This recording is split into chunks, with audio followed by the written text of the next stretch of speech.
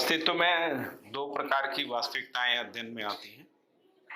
अस्तित्व सह अस्तित्व के रूप में नित्य वर्तमान है, यानी नित्य है और वर्तमानित है। तो लेकिन प्रकृति और व्यापक जो है वो नित्य सह अस्तित्व में है, और इसीलिए जो नित्य सह अस्तित्व में है उसको परम सत्य बोल रहे हैं। परम सत्य, इसका प्रमाण क्या है?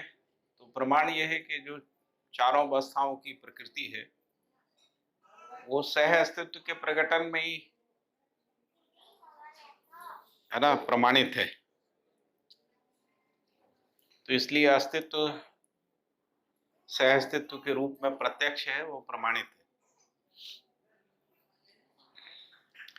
जैसे चारों अवस्थाओं की जो प्रकृति है उसमें परस्पर पूरकता के रूप में जो है उनके सह अस्तित्व को हम पहचान सकते हैं। जैसे पदार्थावस्था के सह अस्तित्व में प्राणावस्था है, पदार्थावस्था प्राणावस्था के सह अस्तित्व में जीवावस्था है, और इन तीनों के सह अस्तित्व में ज्ञानावस्था है। ये स्पष्ट होता है। तो इससे पता लगता है कि संपूर्ण प्रकृति सह अस्तित्व सहज जो है वो प्रकटन प्रकाशन है।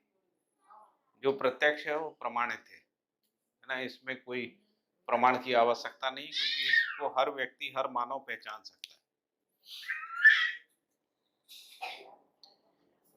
तो जब ये अस्तित्व को हम देखते हैं तो पता लगता है ये अविभाज्य है, विभाजित नहीं है। ऐसा नहीं है कि व्यापक वस्तु है तो प्रकृति नहीं है, प्रकृति है तो व्यापक वस्तु नहीं।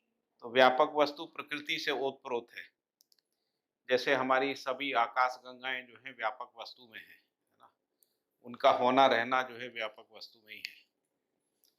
तो ऐसा हमारी कल्पना में नहीं आता है कि व्यापक वस्तु ना हो और प्रकृति हो, और ऐसा भी कल्पना में नहीं आता है कि केवल व्यापक वस्तु हो प्रकृति ना हो। तो दोनों का होना रहना शाश्वतता के अर्थ में पहचानने में आता है। अभी तक मानव जाति ने जो भी अध्ययन किया है उसमें भले हम लोग बिग बैंग के रूप में कह रहे हैं कि जो वर्तमान गैलेक्सीज हैं वो बिग बैंग से पैदा हुई, लेकिन बिग बैंग से पहले भी कुछ था, कुछ नहीं था ऐसा नहीं है। कुछ नहीं था से कुछ हो गया ऐसा तो होता नहीं। कुछ था वही है ना व्यक्त हुआ है।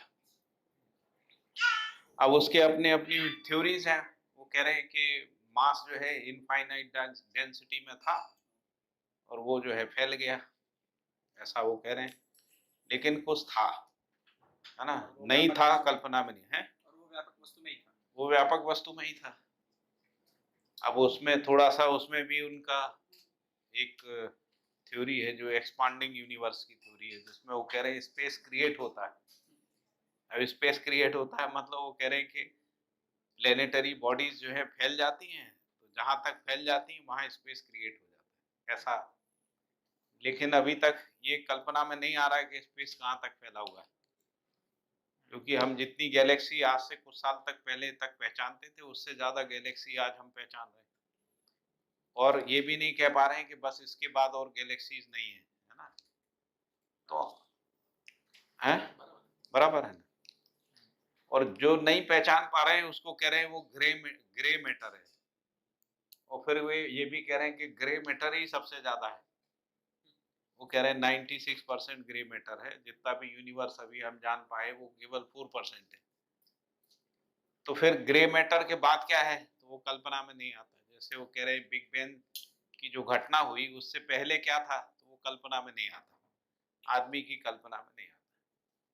तो इससे पता लगता है कि जो भी कुछ है वो शाश्वत है ना। मानव जाति के अध्ययन में भी जितना भी आया है उसमें भी ये नहीं आया कि अस्तित्व नहीं है ना।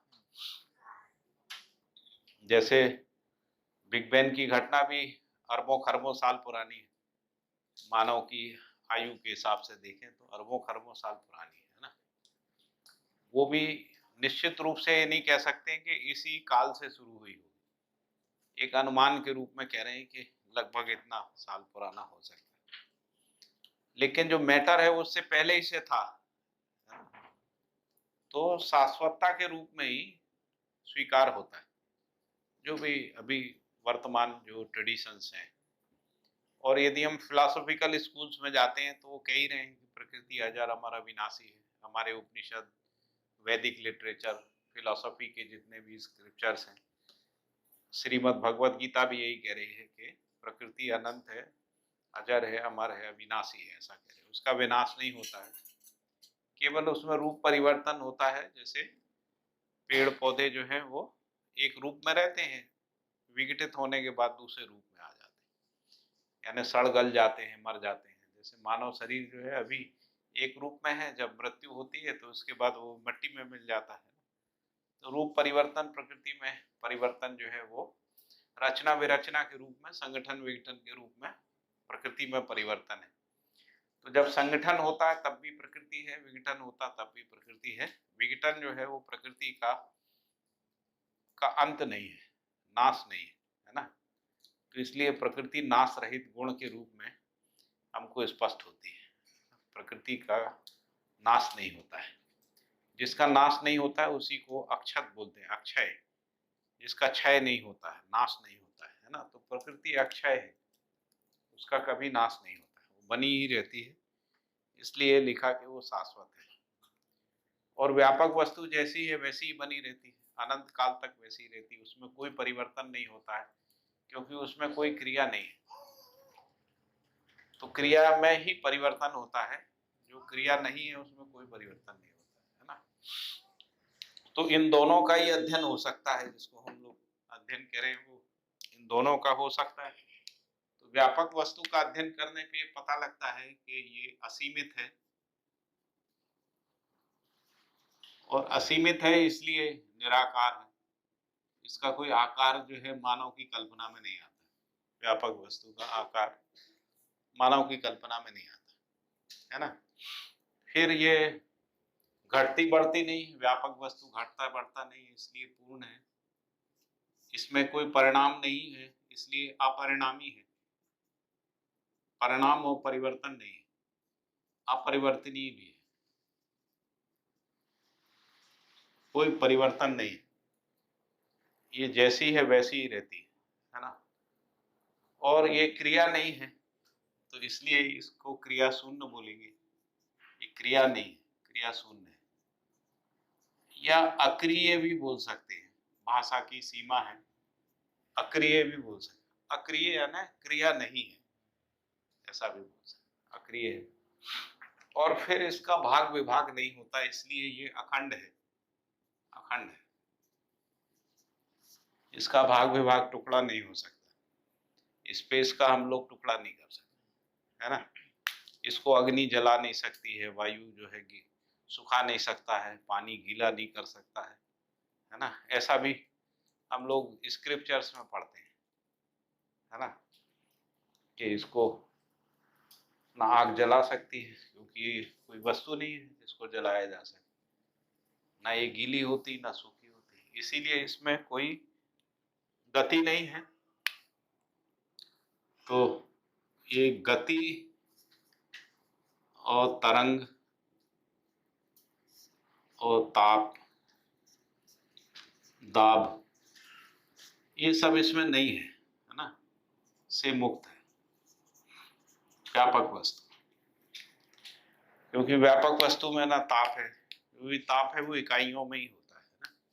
व्यापक वस्तु में कोई ताप नहीं है। तो न ताप है, न दाप है, न ध्वनि है, न तरंग है ना, व्यापक वस्तु। फिर ये परस्परता में पारदर्शी है। क्या कह रहे हैं? पारदर्शी है, क्योंकि हम लोग आपस में एक दूसरे को देख पाते हैं। हर इकाई एक दूसरी इकाई को पहचानती, निर्वाह करती है। इस आधार पे परस्परता में पारदर्शी स्पष्ट होता है। तो प्रकृति अपारदर्शी है ना। प्रकृति में भी आंशिकता में पारदर्शिता है ना, जैसे गिलास में पारदर्शिता है ना। लेकिन व्यापक वस्तु पूरी तरह से पारदर्शी है, ऐसा है। अब एक और आ रहा है प्रश्न कि ये पारगामी है कि नहीं, है ना, ऐसा पारगामी। अभी इसको समझना है पारगामी है कि नहीं। दूसरा इस बात को समझना है कि ये ऊर्जा है या नहीं है ना, ऊर्जा है या नहीं। तीसरी बात ये भी समझना है कि इसका अस्तित्व है, ये है या नहीं है। ये तीन चीजों को समझना। पारगामी का मतलब है इकाई के अंदर भी है कि नहीं, है ना। पारगामी का मतलब इकाई के अंदर है तो पारगामी है, इकाई के अंदर नहीं है तो पारगामी नहीं है। दूसरा ये ऊर्जा है या नहीं है ना। जो क्रिया नहीं है क्या वो ऊर्जा हो सकती है, ये प्रश्न। जो क्रिया नहीं है, हम लोगों के अंदर ऊर्जा की जो भी संकल्पनाएं हैं वो ये है कि जो क्रिया है वही ऊर्जा है। अभी जितना भी ऊर्जा के बारे में अध्ययन है मानव जाति में वो यही है कि क्रिया ही ऊर्जा है ना। यदि क्रिया नहीं है तो ऊर्जा नहीं। तो क्या कोई ऐसी वास्तविकता होती है जो क्रिया नहीं है और ऊर्जा है ना। फिर ये साम्यता सब जगह है इसलिए साम्य है ना। अखंड भी है और साम्य भी है, क्योंकि इसका कोई घनत्व तो नहीं है, डेंसिटी नहीं है, आकार नहीं है, आयतन नहीं है, इसलिए कहीं ज्यादा हो कहीं कम हो, व्यापक वस्तु ऐसा नहीं है। वो सभी जगह एक जैसी है। इस पृथ्वी में भी, अनंत पृथ्वी में भी, अनंत पृथ्वियों की परस्परता में भी, इस गैलेक्सी में, अनंत गैलेक्सी में, अनंत गैलेक्सी की परस्परता में भी व्यापक वस्तु जैसी है, इसलिए ये साम्य है। साम्य है यानी जैसा है सब जगह एक जैसी, कहीं कोई बदलती नहीं है। ऐसा नहीं है कि किसी पृथ्वी में ज्यादा है किसी में कम है, ऐसा नहीं। जहाँ अस्तित्व में वो साम्य रूप में है। ठीक, और कुछ? हाँ, तो क्योंकि क्रिया ही नहीं है तो अशुद्धि का प्रश्न ही नहीं होता है, तो इसलिए ऐसा भी लिखते हैं हम लोग, शुद्ध है, बुद्ध है, नित्य है ना, सत्य है, ऐसा बोलते हैं। नित्य, सत्य, शुद्ध, बुद्ध, ये व्यवहार दर्शन के अध्याय 1 में ही आया है ना। क्योंकि इसका बोध सबको ऐसा ही होता है ना, निरंतर एक जैसा बोध होता है, इसलिए बुद्ध है ना। नित्य है, शुद्ध है, इसमें कोई परिवर्तन नहीं है ना, इसलिए ये शुद्ध है, परम शुद्ध है, इसमें कुछ मिल ही नहीं सकता है, इसलिए शुद्ध है। नित्य, नित्य, सत्य, शुद्ध, बुद्ध, है ना, ऐसा भी हम लोग इसको कह सकते हैं। लेकिन ये पारगामी है, पारदर्शी है, इसको भी समझना है, पारदर्शिता को भी समझना पूरी तरह से। आंखों के संदर्भ में तो हम कह रहे हैं हम अंतरिक्ष में देख पाते हैं तो पारदर्शिता सिद्ध होती है ना। हमको गैलेक्सी दिखती है ना, आकाशगंगा हमारी, तो इसलिए दिखती है क्योंकि पारदर्शी है व्यापक वस्तु, इसलिए दिखता है ना। लेकिन जहां हमको नहीं दिखता है वहां पारदर्शी है कि नहीं, है ना। जो हम आंख से नहीं देख सकते वहां पर भी पारदर्शी है कि नहीं, तो इसको भी समझना है। तो हम लोग एक शब्द और लिखते हैं कि हम ये कह रहे हैं कि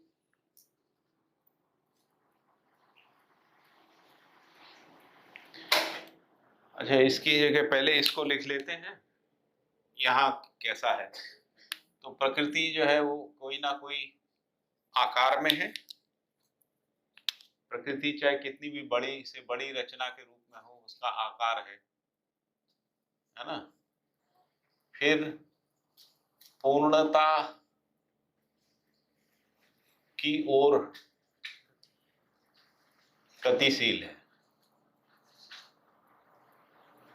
फिर लिखा है परिणामी अपरिणामी, तो परिणामी है। साथ में अपरिणामी भी है,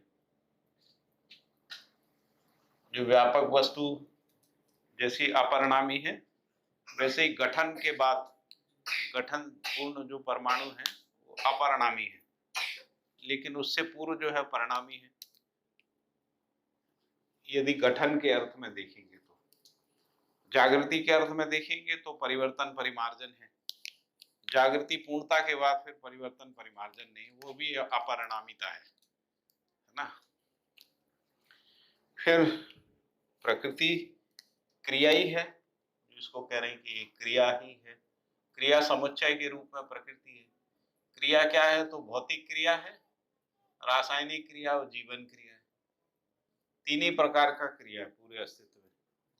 भौतिक क्रिया है, रासायनिक क्रिया, जीवन क्रिया है। तीनों क्रियाओं को हम अध्ययन कर सकते हैं, है ना।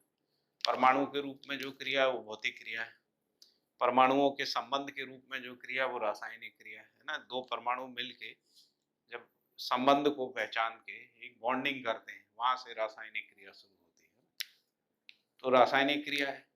और जीवन क्रिया है, आशा विचार इच्छा ना भौतिक है ना रासायनिक, इसलिए जीवन क्रिया है। इसलिए जीवन क्रिया है। तीनों क्रियाएं निरंतर हैं। तीनों क्रियाओं का अध्ययन है ना। भौतिक क्रिया का अध्ययन है ताप ताप ध्वनि तरंग आदि के रूप में। रासायनिक क्रियाओं का अध्ययन है प्राण कोशा से लेके मानव शरीर रचना तक रासायनिक क्रिया का विस्तार है। प्राण कोशा से रासायनिक क्रिया जो है वो वनस्पति संसार भी रासायनिक क्रिया है, जीव संसारों का शरीर रासायनिक क्रिया, मानव का शरीर रासायनिक क्रिया है, ब्रेन का क्रिया भी रासायनिक क्रिया है ना। तो ब्रेन तक समृद्धिपूर्ण मेधस तक रासायनिक क्रिया का उत्कर्ष है, ऐसा। फिर जीवन क्रिया है। मानव जाति में हम लोग इस जीवन के क्रिया को आशा की क्रिया, विचार का क्रिया, इच्छा की क्रिया के रूप में पहचानते। इच्छा से आगे बोध का क्रिया है, अनुभव का क्रिया है। तो इस रूप में हम क्रियाओं को पहचानते हैं। और ये क्रियाएं ना भौतिक है ना रासायनिक है। इस प्रकार से तीन क्रिया के रूप में चैतन्य प्रकृति है और भौतिक रासायनिक के रूप में जड़ प्रकृति।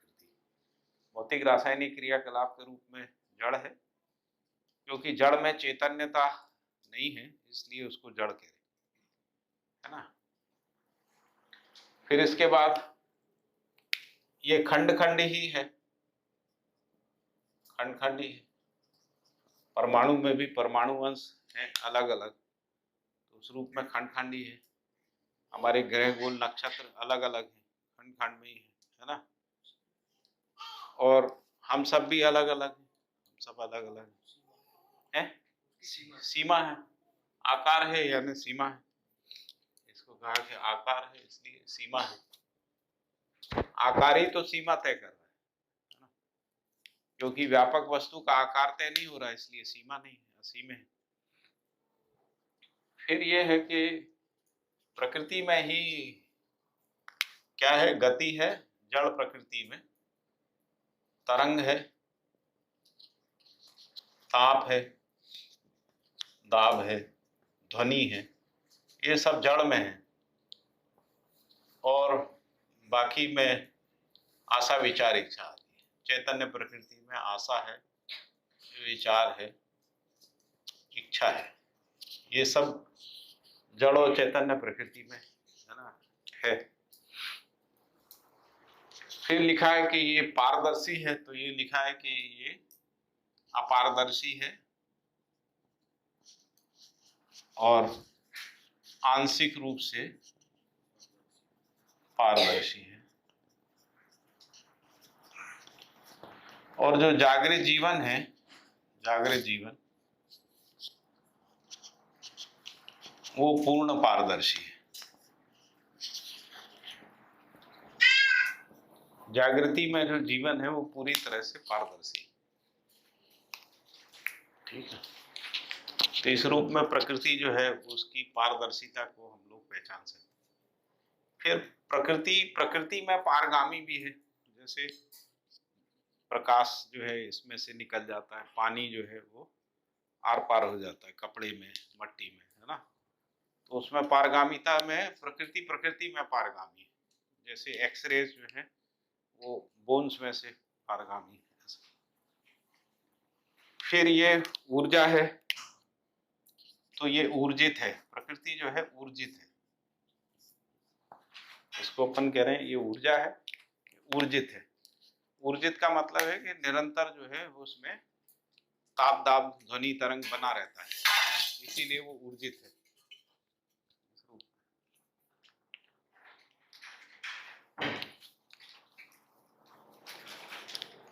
फिर इसका होना जो है वो है के रूप में हमको पहचानने में आता।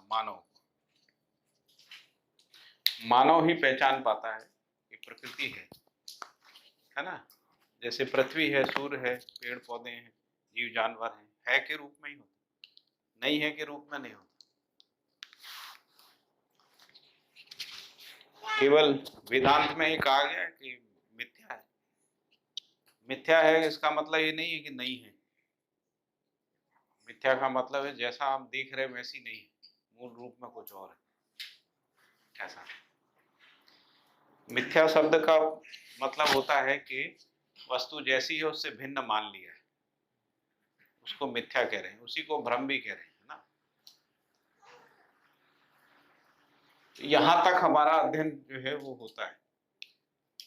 तो जो भी भाषा बनेगी, जो भी अर्थ होगा, वो इन दोनों वास्तविकताओं में ही होगा। जो भी हम शब्द, यदि हम कोई शब्द गढ़ते हैं, या तो वो यहाँ का शब्द होगा या यहाँ का शब्द होगा, है ना। तो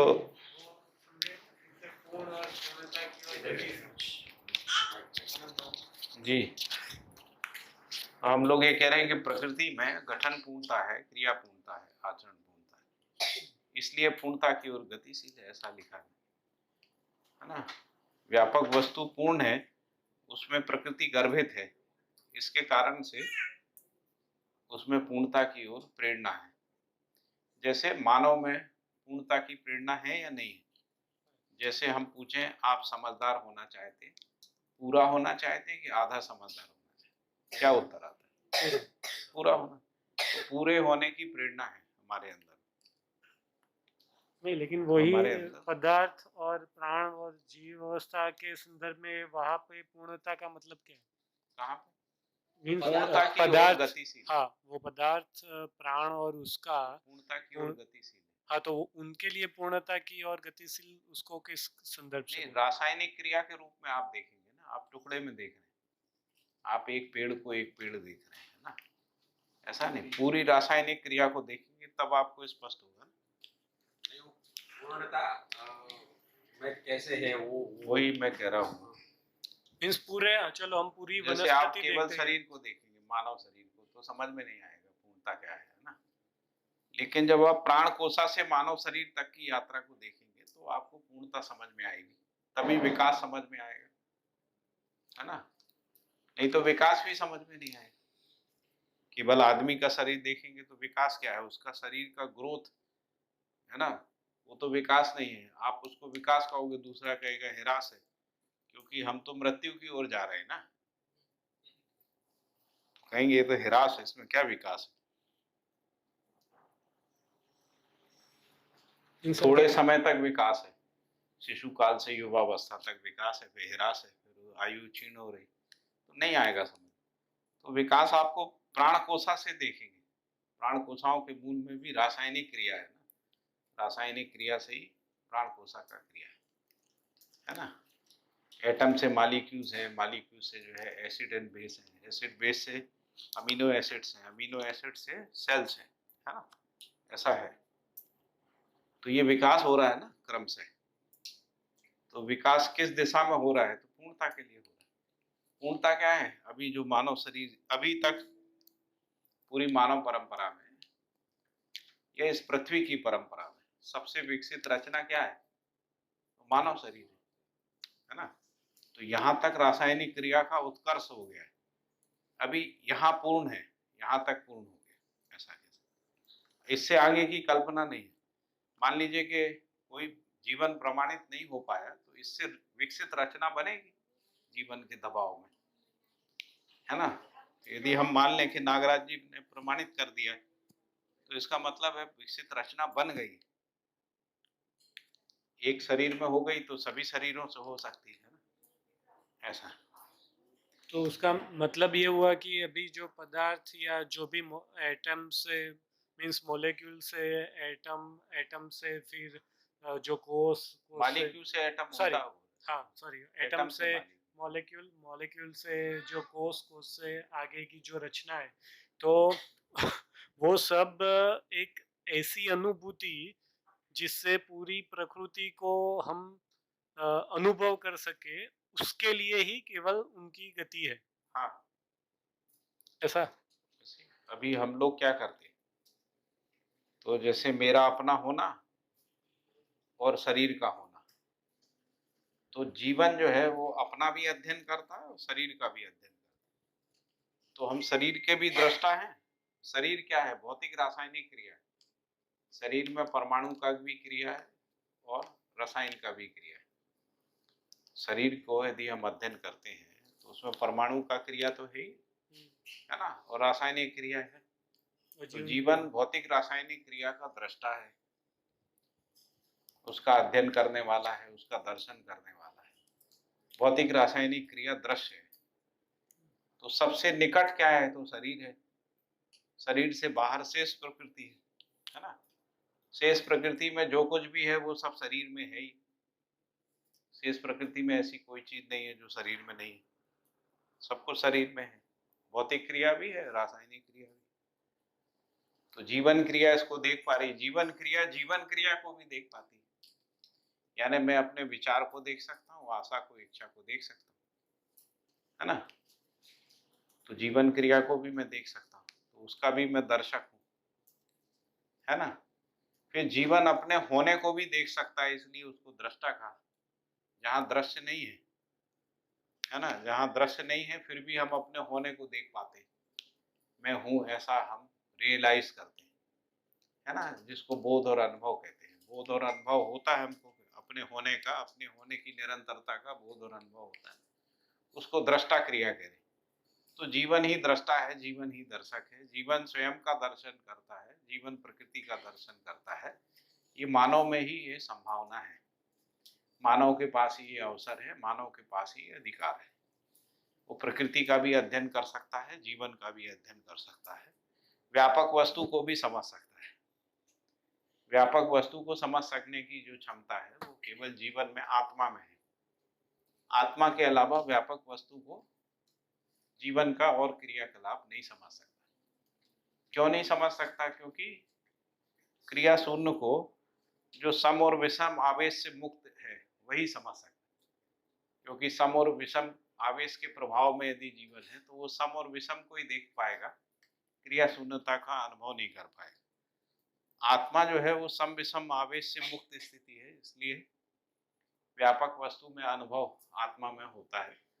आत्मा का अनुभव बुद्धि को होता है, बुद्धि का अनुभव चित्त को, चित्त का अनुभव वृत्ति को, वृत्ति का अनुभव मन को, है ना, मन का अनुभव इंद्रियों को होता है ना। इस तरीके से क्रियाकलाप है ना।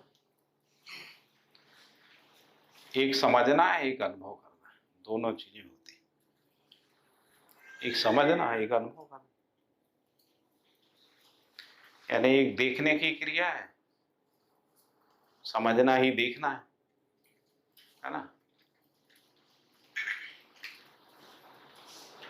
और एक अध्ययन करना है। वृत्ति जो है वो मन का अध्ययन कर सकती, चित्त जो है वृत्ति का अध्ययन कर सकता है ना। वृत्ति का विश्लेषण चित्त कर सकता है, लेकिन वृत्ति चित्त का विश्लेषण नहीं कर सकती। ऐसा आत्मा बुद्धि जो है, जो आत्मा जो है बुद्धि को देख सकती है, उसको विश्लेषित कर सकती है। बुद्धि आत्मा का विश्लेषण नहीं कर सकती है, इसलिए आत्मा में अनुभव की क्रिया होता है, बुद्धि में बोध का क्रिया होता है। ऐसा ठीक है। इस पे हम लोग और विस्तार से बात करेंगे जीवन दर्शन ज्ञान में, है ना। जीवन दर्शन एक संकेत के रूप में कुछ चीजें आपके सामने रखी। अभी इस पे वापस आ जाते हैं, यहाँ पर वापस। जैसे एक शब्द है जिसको हम लोग कह रहे थे विश्वास। विश्वास एक शब्द है। विश्वास जो है या नहीं है, पहले प्रश्न आएगा है या नहीं, क्या उत्तर आता है आपसे? विश्वास है सबके अंदर, है ना। ठीक। अब ये विश्वास जो है ये यहाँ की वास्तविकता है या यहाँ की वास्तविकता है या दोनों में है? एक भी नहीं है, दोनों में। क्यों? अरे दोनों में से एक में तो होगा ही ना। विश्वास का वहाँ पे विश्वास का आकार है, सीमा है, अपूर्णता है। 90% विश्वास होता है, 99% विश्वास होता है, या पूरा होता है तो पूर्ण है। विश्वास कोई क्रिया है, विश्वास में कोई परिणाम है? कोई परिणाम नहीं, जैसा है वैसे ही रहता है ना। विश्वास परिवर्तनशील नहीं, परिवर्तन है तो विश्वास ही नहीं है, अविश्वास ही परिवर्तनशील, विश्वास में परिवर्तन नहीं है ना। विश्वास गति है, तरंग है, ताप है, दाब है, ध्वनि है, ये कुछ भी नहीं। ठीक है, ध्वनि और लिख दे। अब यदि विश्वास पारदर्शी या अपारदर्शी है, इसको देखने की कोशिश करें तो दो लोगों के परस्परता में यदि विश्वास है, उनमें पारदर्शिता होगी, अपारदर्शिता होगी। तो विश्वास पारदर्शी है। पूरी पारदर्शिता होगी या आंशिक पारदर्शिता होगी? यदि विश्वास है तो पूरी होगी, इसका मतलब है कि पूरा पारदर्शी है ना। अच्छा, अब विश्वास जो है वो स्वयं में है या केवल परस्परता में? स्वयं में भी है, परस्परता में भी। इसका मतलब है इकाई के अंदर भी है, इकाइयों की परस्परता में भी है। व्यापक वस्तु भी इकाई के अंदर भी है, इकाइयों की परस्परता में, इसलिए पारगामी है। विश्वास की पारगामिता सिद्ध होती है ना। विश्वास ऊर्जा है या नहीं है? अब ये प्रश्न है, विश्वास ऊर्जा है या अविश्वास ऊर्जा है? विश्वास में ऊर्जा है या अविश्वास में ऊर्जा? तो ऊर्जा है, और विश्वास क्योंकि साम्यता है इसलिए साम ऊर्जा है, इसलिए विश्वास ही साम ऊर्जा है। ठीक है, समझ में आया?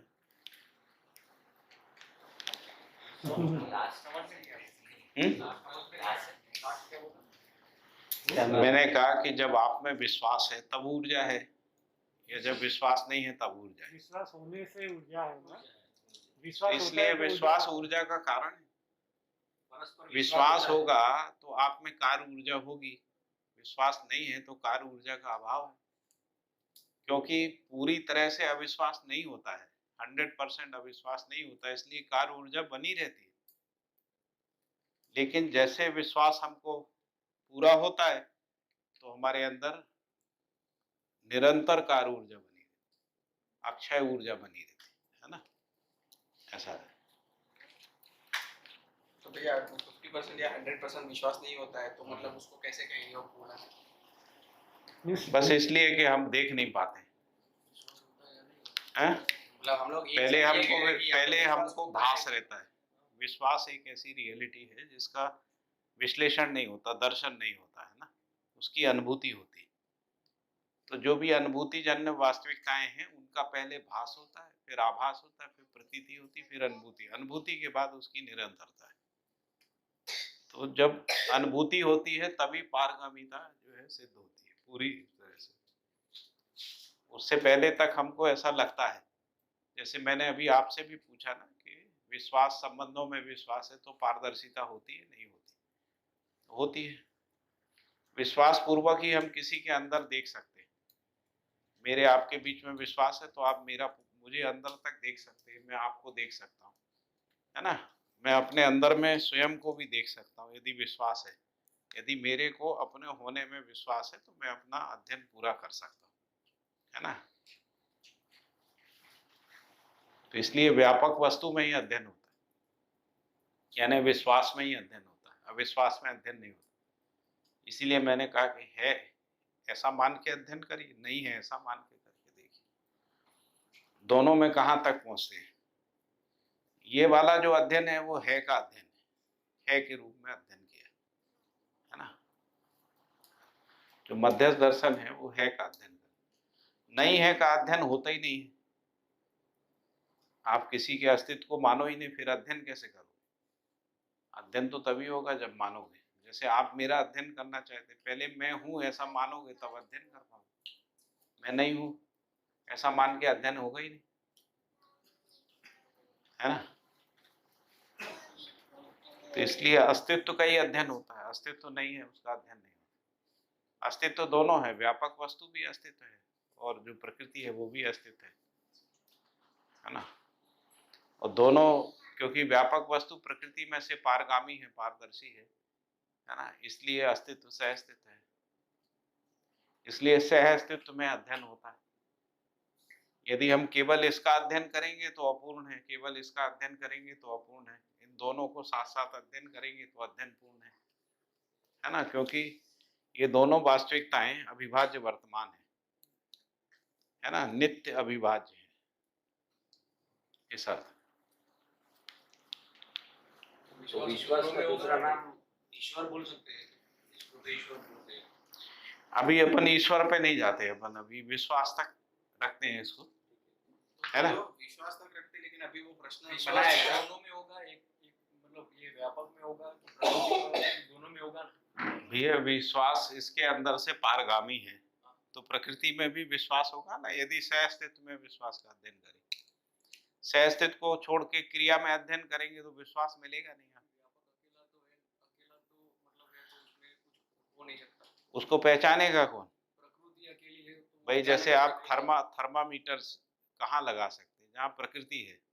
प्रकृति नहीं है वहाँ थर्मामीटर क्या है? तो विश्वास की तो पहचानने वाली प्रकृति है ना। विश्वास की पहचान प्रकृति में है या तो फिर जीवन में है, लेकिन व्यापक वस्तु को केवल जीवन ही पहचान सकता है, जागृत जीवन, है ना। यानी मानव ही पहचान सकता है, जागृत मानव।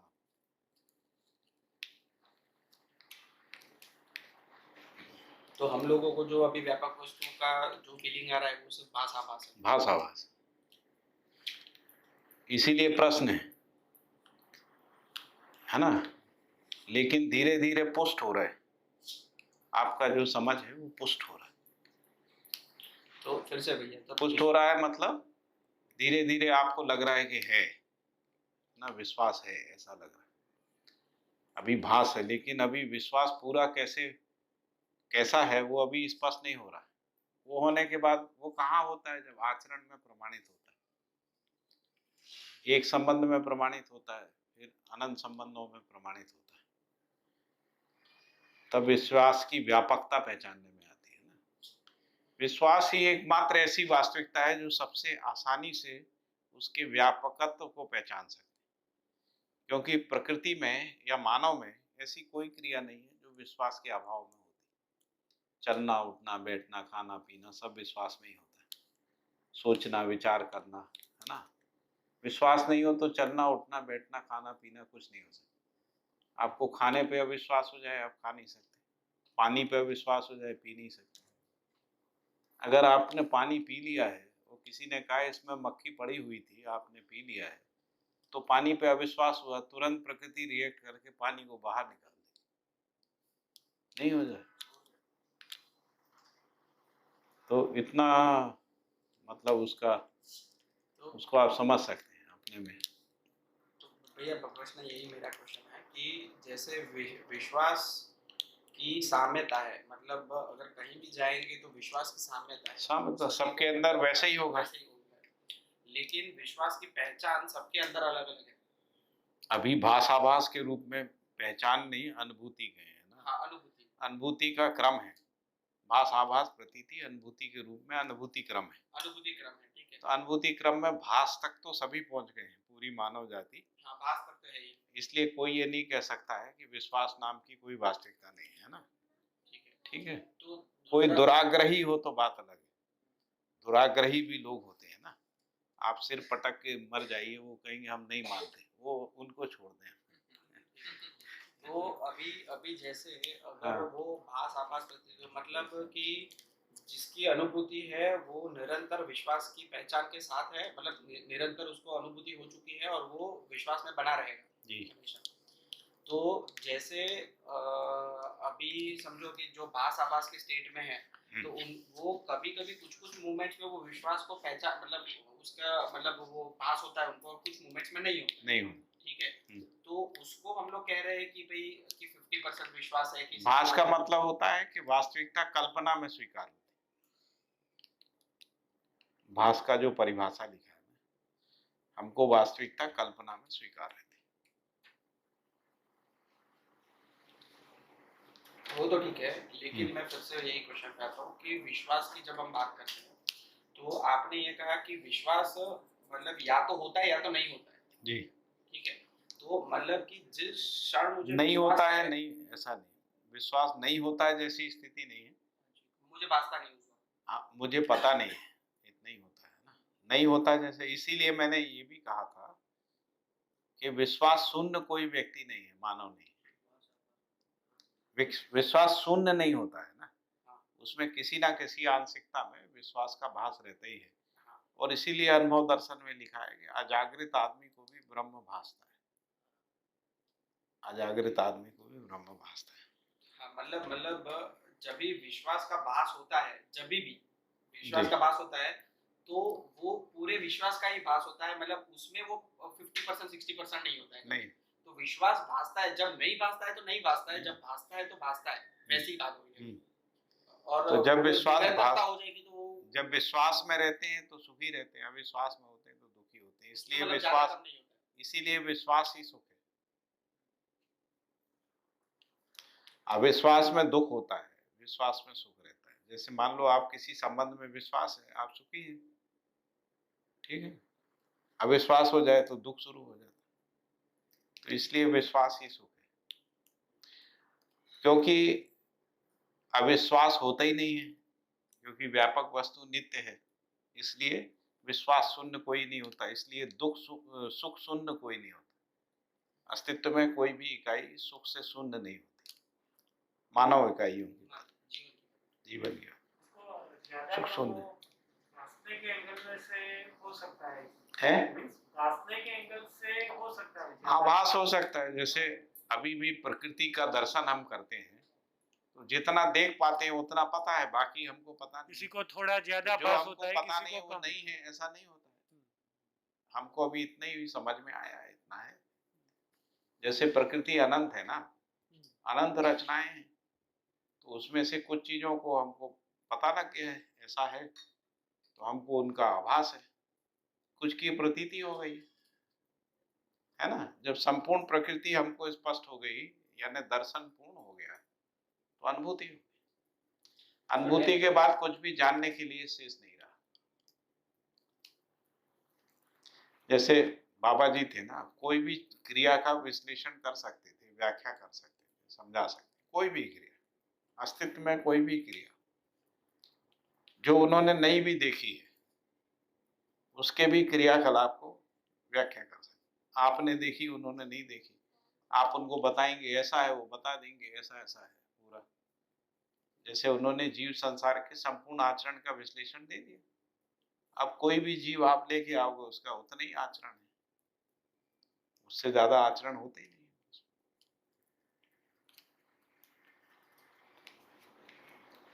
तो इसलिए जागृत मानव जो है संपूर्ण प्रकृति को देख सकता है, समझ सकता है, अनुभव कर सकता है। विश्वास में भी मतलब मैं जो बोल रहा हूँ भास आभास होता है, उसमें भी ऐसा होता है उसका मतलब, क्योंकि जब हम प्राकृतिक क्रम की बात कर रहे हैं तो ऐसे इवन इसकी भी मतलब क्रम है, जैसे भास आभास प्रतीति और अनुभूति। तो जैसे जैसे वो क्रम बोला, हाँ अनुभूति क्रम, तो जैसे जैसे जैसे अनुभूति क्रम में बढ़ता जाएगा तभी हम लोग कह सकते हैं कि ये आभास में आ गया, फिर प्रतीति हो गई। तो प्रतीति जब हो जाएगी तब जब विश्वास का भास होता था और प्रतीति होती थी, तो उसमें विश्वास अलग से मतलब वो मेरे अंदर पूरा मतलब ऊर्जा, मतलब मैं उसको ले सकता हूँ कि कैसे उसको मतलब उसका डेप्थ जैसे स्वीकृति कैसे होती है। दूसरी भाषा में देखते हैं एक बार, हम स्वयं में विश्वास आ गया, हम सुखी हो गए, परस्परता में विश्वास हो गया, सुख बढ़ गया, शांति आ गई, है ना।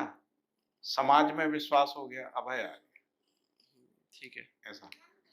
तो चेतना का विकास है, जिसको अपन चेतना विकास कहते हैं। विश्वास का विकास ही चेतना का विकास है। तो अब विश्वास वस्तु रूप में, तात्विकता में न विश्वास बढ़ता है न घटता है, विश्वास पूरी होता है। तात्विकता में मतलब हाँ, मतलब जब भाषा तभी वो पूरा भाषा या तो बिल्कुल नहीं है। हाँ।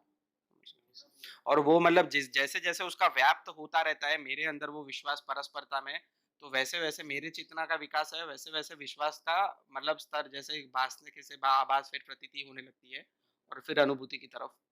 ठीक है, तो मैं तो तात्विकता में अर्थ की ओर इंगित कर रहा हूँ आपको। विश्वास एक वास्तविकता है, तो विश्वास एक साम ऊर्जा है, ऐसा लिखा हुआ है। ब्रह्म एक साम ऊर्जा है, व्यापक वस्तु साम ऊर्जा है। तो साम ऊर्जा कैसे है? क्योंकि विश्वास सामता है, पहचानने में आता है। विश्वास रहता है तो ऊर्जा है, अविश्वास होता है तो ऊर्जा की कमी है। अविश्वास कभी भी पूरा नहीं होता। मतलब कोई कहे कि हम विश्वास शून्य कोई व्यक्ति होता है, तो ऐसा आप किसी व्यक्ति को नहीं पाएंगे। उसमें किसी ना किसी आंशिकता में विश्वास रहता है। आंशिकता में पहचान ही भास है। विश्वास को आंशिकता में पहचानना ही भास है ना? ऐसा,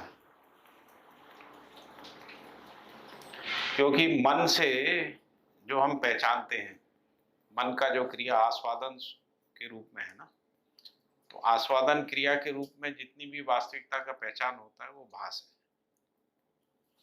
उससे ज्यादा पहचान विश्लेषण क्रिया से होता है ना? जैसे हमने कोई भी वस्तु खाई है, आंवला खाया, आंवला का स्वाद के आधार पे जीभ ने आंवले को स्वाद के आधार पे आंवले का पहचान किया, वो केवल भास है उसका, है ना? लेकिन जब आंवले का विश्लेषण कर दिया वृत्ति ने, तो हम जो स्वाद से ज्यादा जान पाए, है ना? फिर जो चित्त है, चित्त उसका पूरा विश्लेषण कर लेता है ना, तो इसलिए उसके सारे गुण धर्मों का अध्ययन कर लेता है। तो इसलिए चित्त से ज्यादा और ज्यादा जान पाते हैं, जिसको प्रतीति कह रहे हैं। फिर आंवले को पूरा परंपरा में देख लिया, उसके पेड़ बनने से लेके उसके संपूर्ण क्रियाकलाप को। जैसे पानी को हमने पूरे अस्तित्व में क्रिया के रूप में देख लिया। जैसे पानी इस पृथ्वी पे बना तब से लेके पानी की भूमिका मानव शरीर तक बनने तक, है ना? पूरी भूमिका, तो अनुभूति हो गई। अब हमको पानी से संबंधित कोई शंका नहीं, कोई प्रश्न नहीं, यानी पानी अब हमको समझ में आ गया, निरंतरता के अर्थ में समझ में। तो उसी को कह रहे हैं कि वो अनुभूति है, जिसको अनुभव कह रहे हैं। अनुभव, है ना? पानी का मैंने उदाहरण दिया क्योंकि प्रतीक प्राप्ति नहीं है ना, इसलिए उदाहरण से तात्विकता स्पष्ट नहीं होती। तात्विकता, उदाहरण केवल तात्विकता की ओर आपकी कल्पना शक्ति को दौड़ाने में सहायक है ना। तो आपकी कल्पना में वास्तविकता जो है वो भाषित होने लगे, इतना ही उदाहरणों का प्रयोजन होता है। उदाहरण का प्रयोजन, क्योंकि प्रतीक प्राप्ति नहीं है ना, इसलिए तात्विकता अनुभव में ही आती, अनुभव में ही आती, उदाहरण से नहीं आती। उससे कम में नहीं है, उससे कम में नहीं, उससे कम में तृप्ति नहीं है। आपको कितने भी उदाहरण दे दूं, कितना भी हंसा दूं, है ना, आप सब हंस लेंगे, लेकिन उससे तात्विकता पकड़ में नहीं आएगी।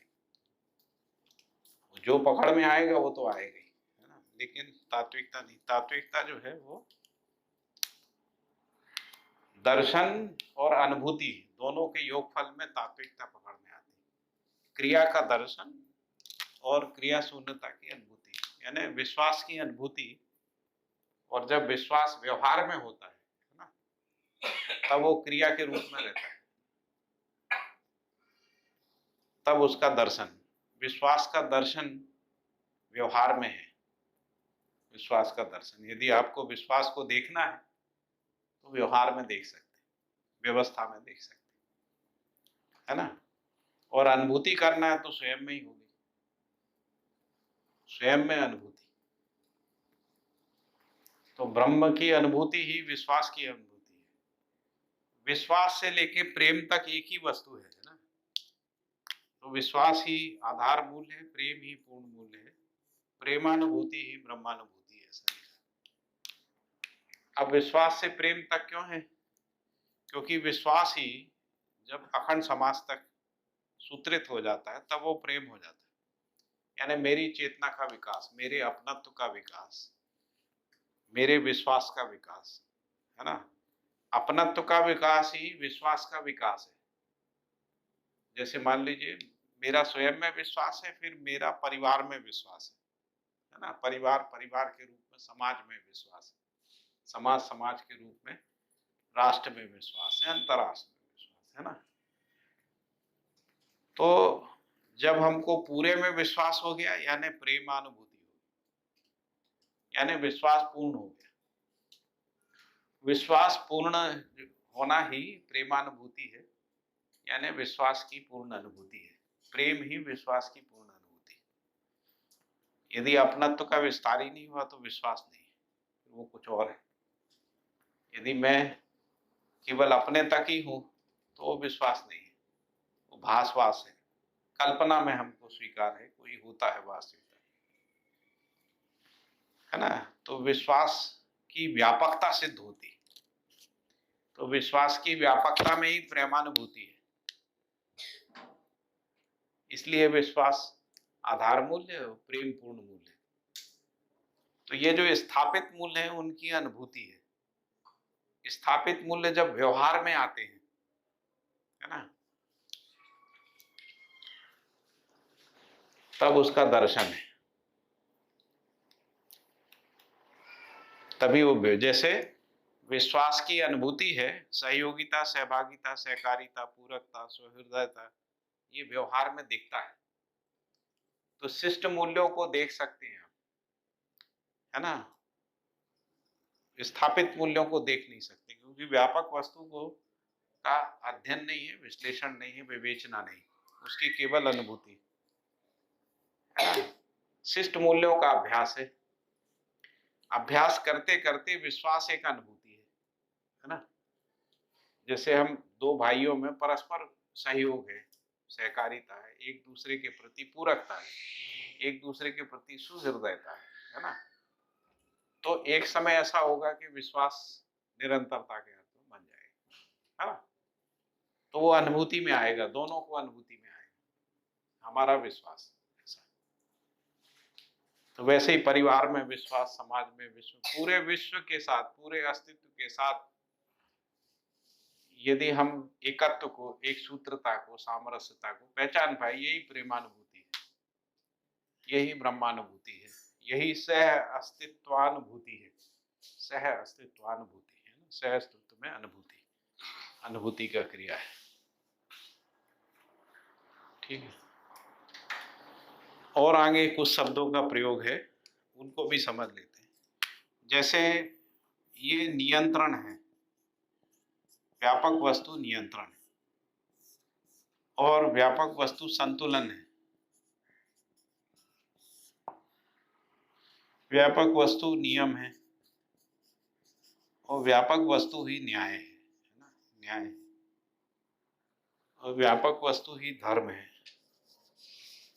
धर्म। ये व्यापक की लाक्षणिकता है। ठीक है। तो प्रकृति क्या है? प्रकृति नियंत्रित है, क्योंकि क्रिया है ना, तो इसलिए ये नियंत्रित है, ये संतुलित है। संतुलित होना क्रिया है। ये नियमित है, नियमित है, और न्यायित है, न्यायित है, और धार्मिक है, धार्मिक है। ऐसा, जिसको धर्मीयता भी बोलते हैं ना, धार्मिक है ना, धर्मीयता। अब ये सारी पहचान कहाँ होती है? इकाई में ही होती है, प्रकृति में ही होती है, चैतन्य प्रकृति में ही होता है। नियंत्रण को, संतुलन को, नियम, न्याय, धर्म, सत्य को हम स्वयं में ही पहचानते, परिवार में ही पहचानते, है ना, समाज में ही पहचानते, अखंड समाज में ही पहचानते। आपके स्वयं का कहाँ तक विस्तार हुआ है इसकी बात है। आप केवल अपने को ही स्वयं मानते हैं तो अपने में पहचान सकते हैं नियंत्रण, अपने में नियंत्रण समाधान में, परिवार में नियंत्रण समाधान समृद्धि में, समाज में जो नियंत्रण है समाधान समृद्धि अभय के साथ है। अभय नहीं है तो नियंत्रण नहीं है ना। और पूरी मानव जाति में जो नियंत्रण है समाधान समृद्धि अभय से अस्तित्व है ना। तो पहचान जो है वो क्रिया में ही है, मानव में ही है। मानव ही नियम नियंत्रण संतुलन न्याय धर्म सत्य का दृष्टा है। मानव ही नियम नियंत्रण न्याय धर्म सत्य का अनुभूति करता है, अनुभव करने वाला है। न्यायानुभूति, धर्मानुभूति, सत्यानुभूति ही है ना, उसी की कामना मानव में अनंत काल से है। न्याय की अनुभूति, धर्म की, सत्य की अनुभूति, है ना। न्याय धर्म सत्य जो है वो प्रकृति में सत्तामयता है। प्रकृति सत्ता है। एक शब्द और आ रहा है, सत्ता। हम लिख रहे हैं ये सत्ता है। सत्ता शब्द का मतलब क्या होता है? सत्ता, अथॉरिटी।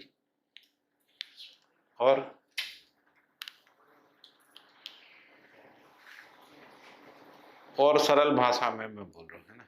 आपने एक शब्द को दूसरे शब्द से रिप्लेस किया। अथॉरिटी तो शासन है, सत्ता शासन नहीं है। जो सबको चलाता है, नियंत्रण करता है, वो चलाता है, वो हो जाएगा, कार्य हो जाएगा। तो ये तो चलाता नहीं है ना, ये चलाता नहीं। सत्ता का मतलब है जो जिसके आश्रय में रहता है वो उसकी सत्ता है, ऐसा है। जैसे मान लो हम पिता के आश्रय में, पिता की सत्ता है ना। परिवार के आश्रय में परिवार की सत्ता, राज्य के आश्रय में राज्य की सत्ता, धर्म के आश्रय में धर्म की सत्ता, संविधान के आश्रय में संविधान की सत्ता, है ना। तो वैसे ही संपूर्ण प्रकृति व्यापक वस्तु के आश्रय में, इसलिए व्यापक वस्तु सत्ता। अभी स्पष्ट हुआ?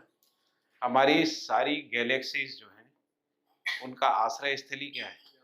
व्यापक वस्तु, इसलिए व्यापक वस्तु सत्ता। ठीक है,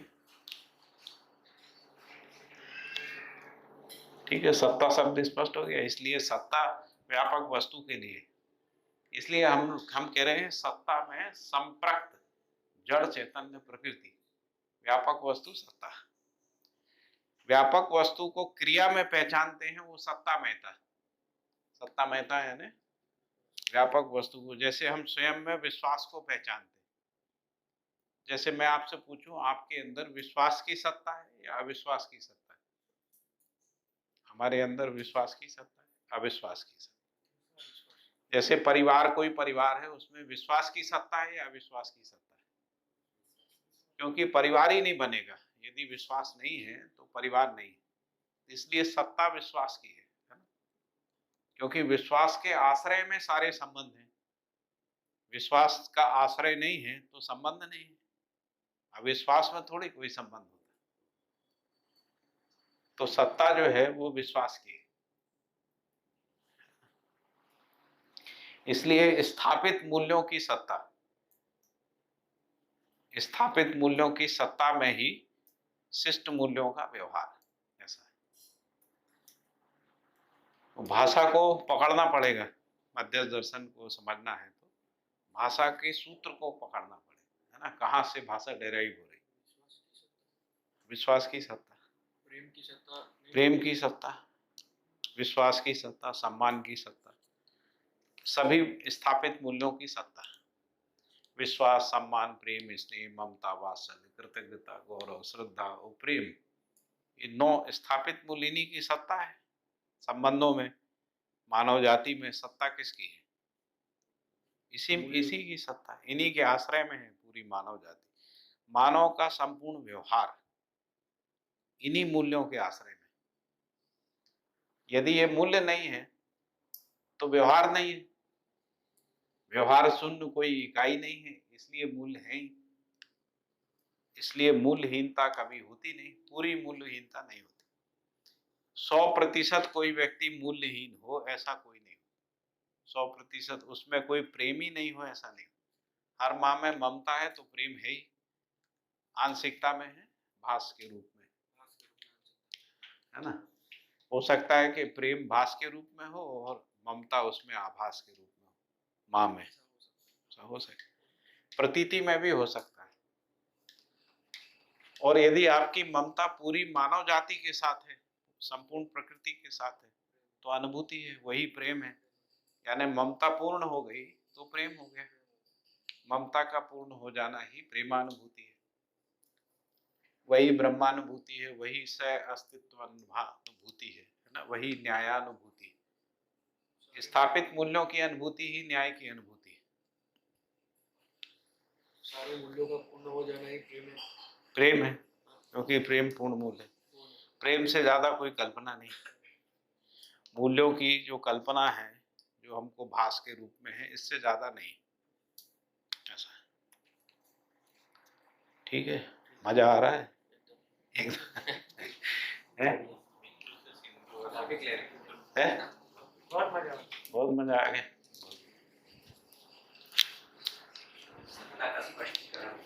सत्ता समझ में आ गई, सत्ता महता भी समझ में आ गई। सत्ता महता का मतलब है प्रकृति की सीमा तक सत्ता का पहचान, है ना। जैसे परमाणु में सत्ता की पहचान क्या है, परमाणु के अंदर सत्ता क्या है। जड़ प्रकृति में सत्ता किसकी है, नियम की सत्ता है, क्योंकि जड़ प्रकृति का संपूर्ण क्रियाकलाप नियम के आश्रय में है, नहीं है, नियम के आश्रय। नियम विहीन कोई क्रिया नहीं है, जड़ प्रकृति में नियम विहीन कोई क्रिया नहीं। एक बार ये थोड़ा नियम नियंत्रण संतुलन थोड़ा एक बार उसमें थोड़ा कंफ्यूजन बताइए क्या कंफ्यूजन। वो जैसे न्याय क्लियर हो रहा है। जैसे इसको ऐसे समझ लो, आपका हिमांशु भाई के साथ विश्वास है, तो जो आपका व्यवहार इनके साथ नियंत्रित रहेगा, अनियंत्रित रहेगा, है ना। इसका मतलब है विश्वास नियंत्रण है। विश्वास है तो नियंत्रण है ना।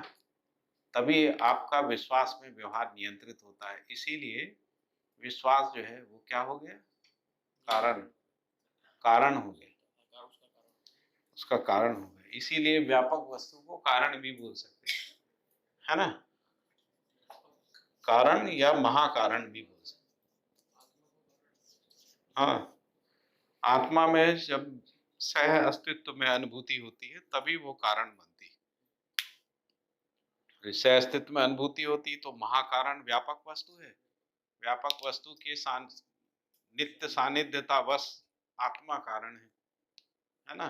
आत्मा ही जीवन की सभी क्रियाओं के नियंत्रण और संतुलन का कारण है। इसीलिए आत्मा को कारण बोला है ना। आत्मा कारण तभी है जब उसमें सह अस्तित्व की अनुभूति है। सह अस्तित्व की अनुभूति के बिना आत्मा कारण नहीं है। जिसके कारण से प्रकृति का जो क्रियाकलाप है वो नियमित रहता है, संतुलित रहता है, नियंत्रित रहता है। इस अर्थ में कारण, महाकारण। व्यापक वस्तु में सभी क्रियाएं नियंत्रित रहती हैं, संतुलित रहती हैं, है ना। उसको मानव पहचान सकता है। जैसे मैंने कहा कि दो लोगों में विश्वास है तो आपका व्यवहार नियंत्रित होगा, अनियंत्रित होगा। आपका आचरण नियंत्रित होगा, अनियंत्रित होगा। आपका व्यवहार संतुलित होगा, असंतुलित होगा, है ना।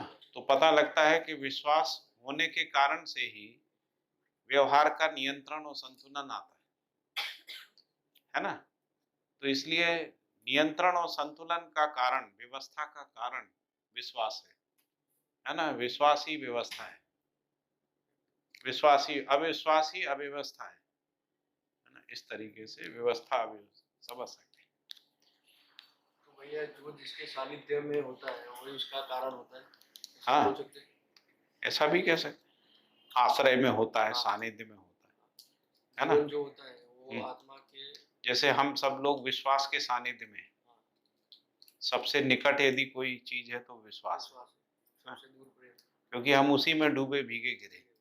हमारा एक भी क्रियाकलाप विश्वास के बिना नहीं होता। जैसे हम इस कुर्सी में बैठते हैं तो विश्वास है इसलिए बैठते हैं। अविश्वास हो जाए, ये कुर्सी का टांग टूटा हो, अविश्वास हो जाए तो हम बैठ नहीं। तो क्रिया को की सत्ता क्या हुई, विश्वास ही सत्ता है। विश्वास की सत्ता में ही क्रिया होती, नहीं तो बैठने की क्रिया नहीं होगी, कोई भी क्रिया की सत्ता, बोलने की भी नहीं होगी।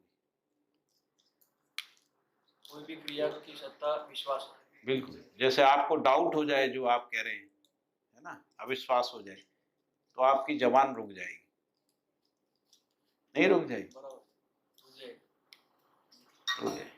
तो जो बोलने का क्रिया भी विश्वास के आश्रय में ही हो रहा है, इसलिए सत्ता विश्वास की है। और इससे ज्यादा क्या स्पष्ट किया है?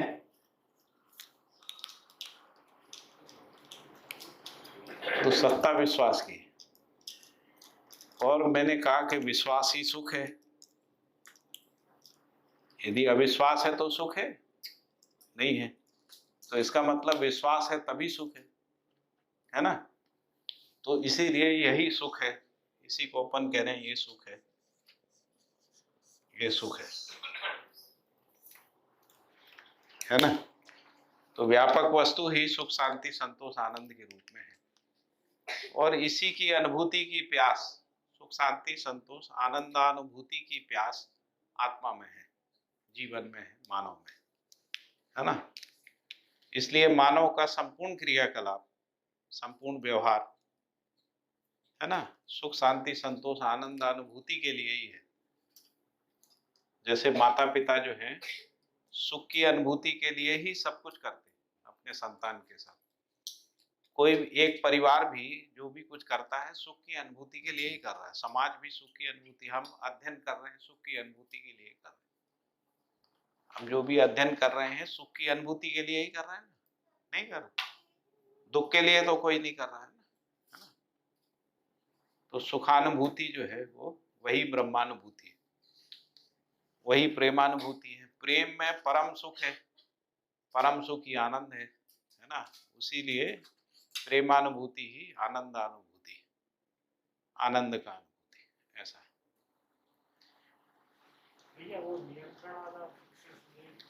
नियंत्रण को ऐसे कि विश्वास होता है तो नियंत्रण रहता है व्यवहार का और कार्य का। यदि अविश्वास होता है तो कार्य भी अनियंत्रित होता है, व्यवहार भी अनियंत्रित होता है। यदि लोगों की जैसे परिवार में अविश्वास हो आपस में, तो सभी का कार्य अनियंत्रित असंतुलित हो जाएगा, सभी का व्यवहार भी अनियंत्रित असंतुलित होगा। तो इसको नियंत्रित और संतुलित करने वाली सत्ता जो है विश्वास है ना। तो यदि हम विश्वास को समझ पाते हैं, विश्वास में जी पाते हैं, तो कार्य और व्यवहार नियंत्रित होने लगता है, संतुलित होने लगता है। नियंत्रित संतुलित व्यवहार ही अपेक्षा है। व्यवहार में अपेक्षा क्या है? परस्परता में अपेक्षा नियंत्रित संतुलित व्यवहार की है। असंतुलित और अनियंत्रित व्यवहार का अपेक्षा होता ही नहीं किसी संबंध में, है ना। जैसे कोई भी संबंध में हम ये थोड़ी चाहते कि कभी हमको गाली दे दे, कभी अच्छे से बात कर ले, ऐसा नहीं चाहते। ऐसा चाहते हैं क्या? नहीं चाहते। तो अपेक्षा जो है वो मूल्यों की ही अपेक्षा होती है, इसी का अपेक्षा है। नियम नियंत्रण संतुलन न्याय धर्म सत्य का ही अपेक्षा रहता है सब सर्व व्यवहार में, है ना। संबंध में जो अपेक्षा है वो इन्हीं का रहता व्यापक नियंत्रण है ऐसा नहीं है। व्यापक नियंत्रण है ऐसा नहीं है अभी। व्यापक ही नियंत्रण है, क्योंकि विश्वास ही व्यापक है, प्रेम ही व्यापक है ना, मूल्य ही व्यापक है, स्थापित मूल्य ही व्यापक है। लिखा हुआ है अभ्यास दर्शन में सभी में, है ना, कि स्थापित मूल्यों का व्यापक होना सिद्ध है, ऐसा लिखा कई जगह लिखा हो, 20 जगह। और वैसे भी नहीं भी लिखा है तो भी आप समझ के देख लीजिए, है ना। जैसे पूरी मानव जाति में व्यापक वस्तु क्या है? विश्वास ही है, जो सब में है, एक जैसा है ना। बस ये कि उस किसी में भास है, किसी में आभास है, किसी में प्रतीति अनुभूति है, ऐसा है। जो है अनुभूति के बाद सब में एक जैसा है। मीन्स जो है उसको हमने समझा वो ही नियम है, और वो नियम समझ में आया, मीन्स नियम है उसकी वजह से ही नियंत्रण में होने मात्रा से ही नियंत्रित है। हाँ, राइट। जैसे भौतिक रासायनिक क्रिया नियम में नियंत्रित है, नियम पूर्वक नियंत्रित है, क्योंकि नियम विहीन कोई क्रिया नहीं। हाँ वही, जैसे पानी का बहना नियम पूर्वक है या नियम के विपरीत? एवरीथिंग इज नियम पूर्वक। यस। तो नियम का ही अनुकरण अनुसरण करती है क्रियाएं। जो क्रिया है वो नियम का अनुकरण करती है, अनुसरण करती है। और नियम से ही तो नियंत्रण है, इसलिए नियंत्रण नियम से ही की संतुलन। सत्ता है, हाँ, सभी क्रियाओं में नियम की सत्ता परफेक्ट। है ना। हाँ, इसलिए नियम का व्यापकत्व सिद्ध होता है, क्योंकि सभी क्रियाओं में नियम है। भौतिक क्रिया हो, रासायनिक क्रिया हो, जीवन क्रिया हो, है ना, मानव का क्रिया। मानव में विचार में बौद्धिक नियम है, व्यवहार में सामाजिक नियम है, और व्यवसाय में प्राकृतिक नियम। राइट। मानव में जो नियंत्रण है, विचार का नियंत्रण बौद्धिक नियमों से है, व्यवहार का नियंत्रण सामाजिक नियमों से है, व्यवसाय का नियंत्रण प्राकृतिक नियमों से है ना। तो नियम से नियंत्रण होता है, ये सिद्ध होता है, मानव में सिद्ध होता है।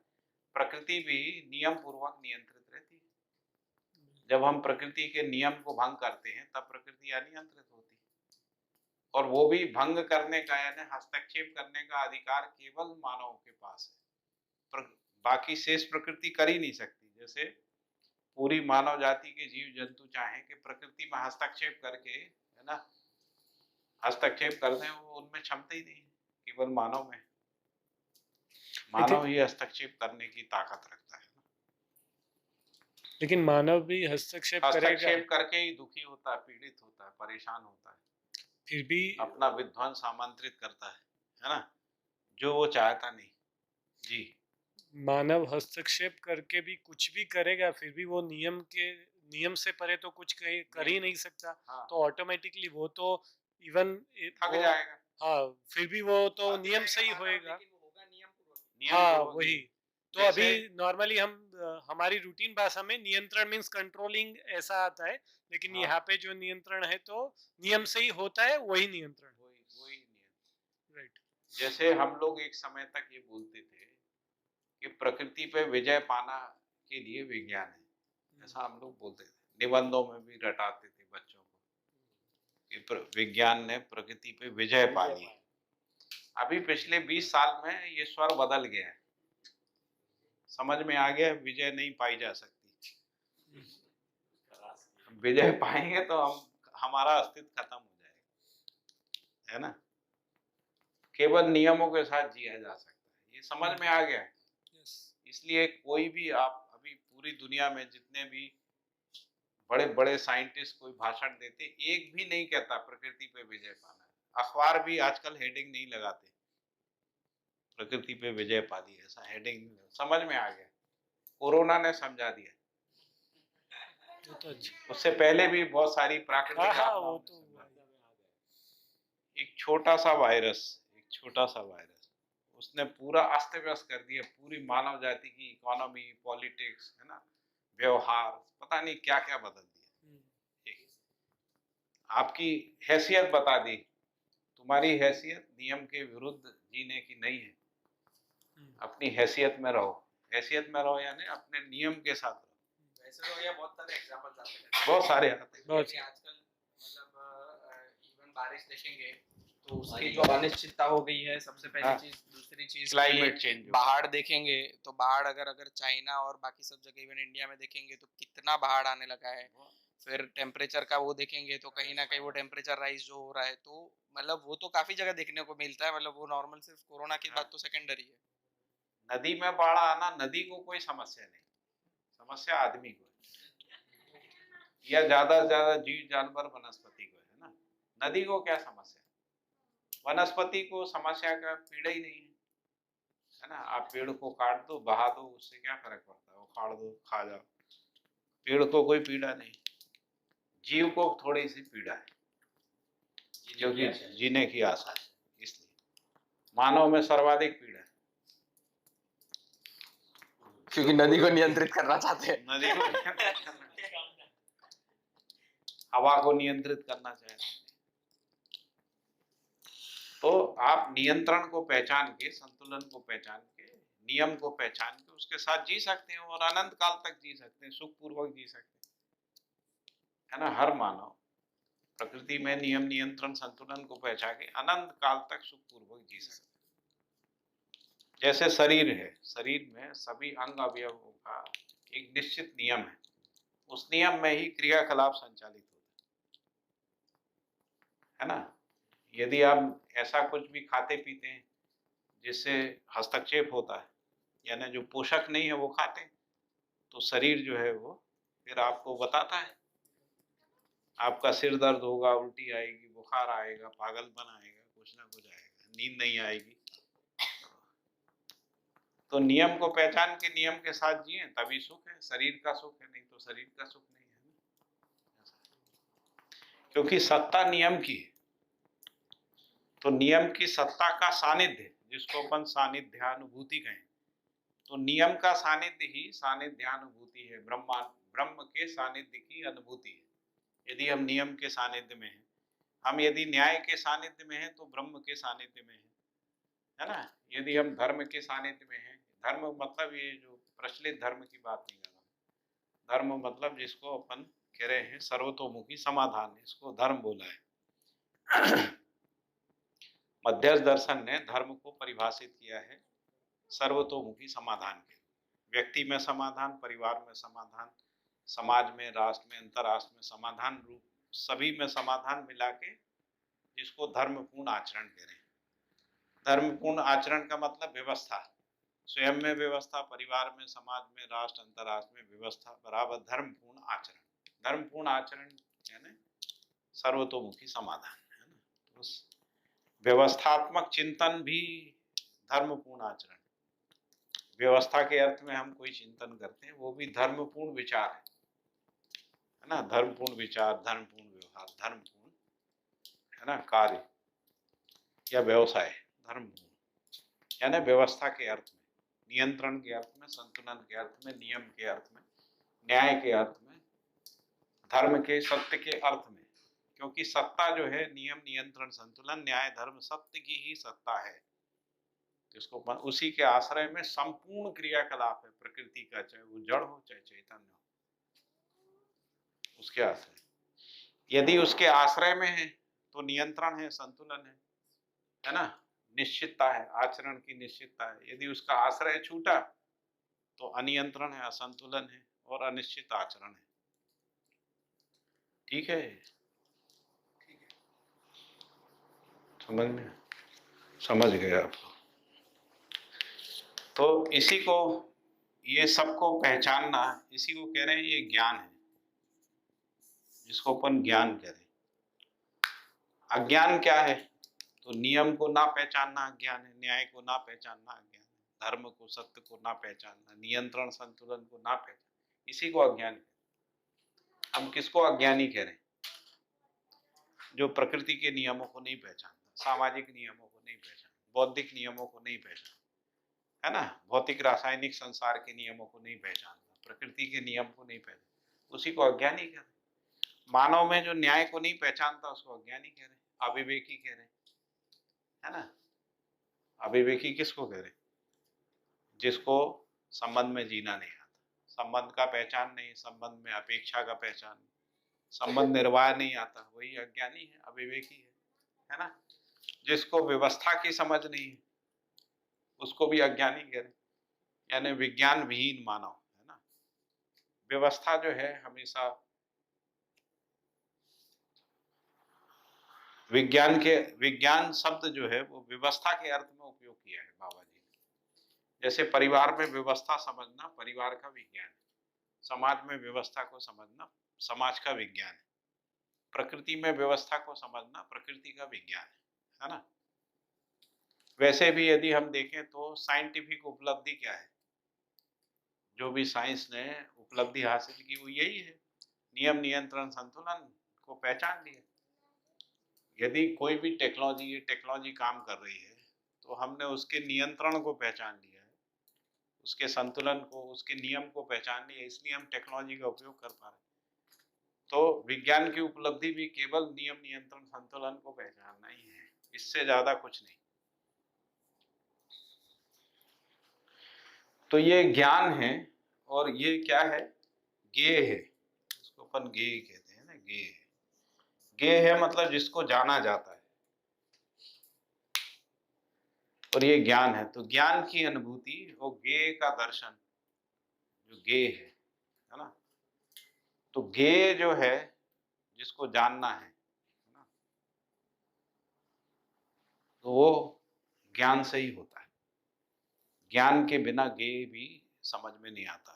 तो जो दर्शन क्रिया है है ना, वो ज्ञान की अनुभूति से ही होती है। ज्ञानानुभूति के बिना दर्शन क्रिया नहीं। प्रकृति का संपूर्ण विश्लेषण ज्ञान के प्रकाश में ही होता है। ज्ञान का प्रकाश नहीं है तो आप दर्शन नहीं कर सकते प्रकृति का, है ना, सह अस्तित्व का दर्शन नहीं कर सकते, है ना। इसलिए ज्ञान की प्रतिष्ठा है ना। न्याय प्रकृति संबंध में नियम है, मानव संबंध में न्याय है, मानव प्रकृति संबंध में धर्म है, और व्यापक और प्रकृति संबंध में सत्य है। तो ये तीनों एक ही चीज है। तो इसीलिए सूत्र है नियम ही न्याय, न्याय ही धर्म, धर्म ही सत्य, सत्य ही सह अस्तित्व, सह अस्तित्व ही परम सत्य, ऐसा है, या सह अस्तित्व ही नियम, ऐसा सूत्र आया। गोल गोल नहीं घूम रहे, कहाँ से स्टार्ट होता है वहीं से। क्योंकि ये जो व्यापक वस्तु है ना, ये गोल है ही नहीं, ये गोल नहीं है। ये मानव व्यवहार दर्शन में नियम गोल नहीं है। नियम नहीं, मानव व्यवहार दर्शन में जो जहाँ से स्टार्ट किया होता है नियम से, तो वो सूत्र लास्ट में अस्तित्व के बाद नियम नहीं आ जाता है। वो तो मैं समझ गया था, तो लेकिन आपका ध्यान आकर्षित करा रहा हूँ, गोल नहीं है। क्योंकि अब फिर आप कहोगे ये गोल है, ये गोलमाल है।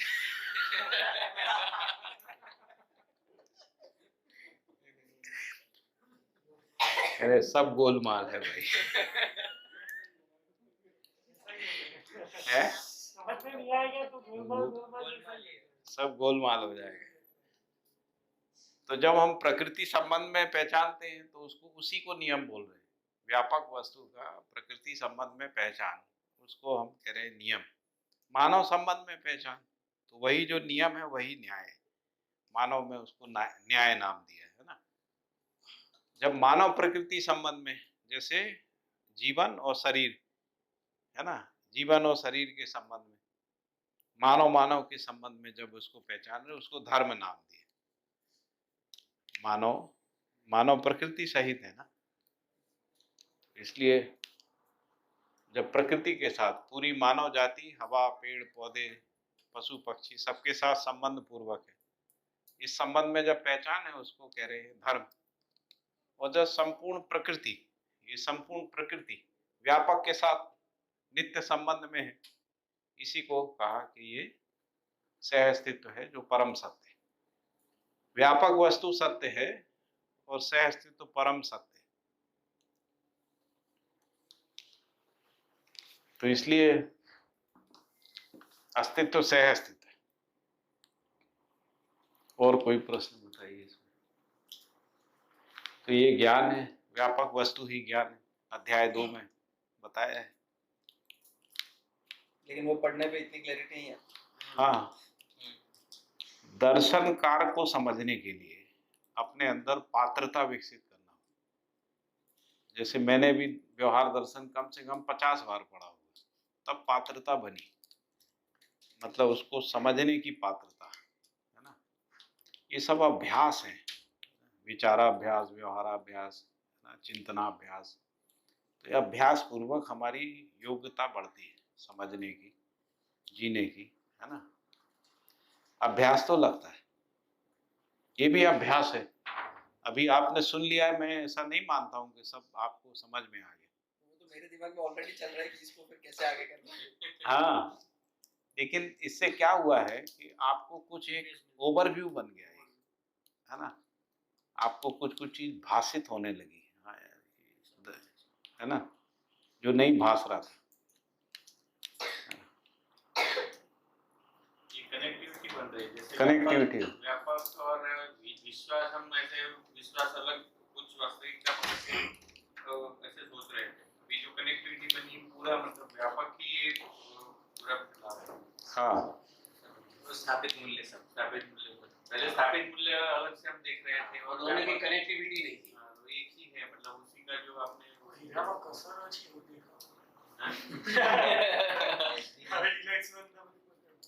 बिंदु से सिंधु वाला ऐसा लिखा हुआ है बाबा जी ने, प्रेम ही प्रकारांतर से 8 मूल्य लिखा, 9 मूल्य, मतलब जो प्रेम है, विश्वास भी प्रेम है। यानी यदि दो लोगों में विश्वास है तो आंशिकता में प्रेम है। प्रेम नहीं हो विश्वास हो, ऐसे कैसे हो, है ना? आंशिकता में प्रेम। और प्रेम पूरा हो गया तो विश्वास पूरा हो गया, सब सारे मूल्य पूरे हो गए। ऐसा नहीं, वो एक एक लाइन बहुत महत्वपूर्ण है बाबा जी, एक एक लाइन। हाँ, वो 9 जो है वो गणना के लिए है वो एक ही मूल्य, प्रेम ही है।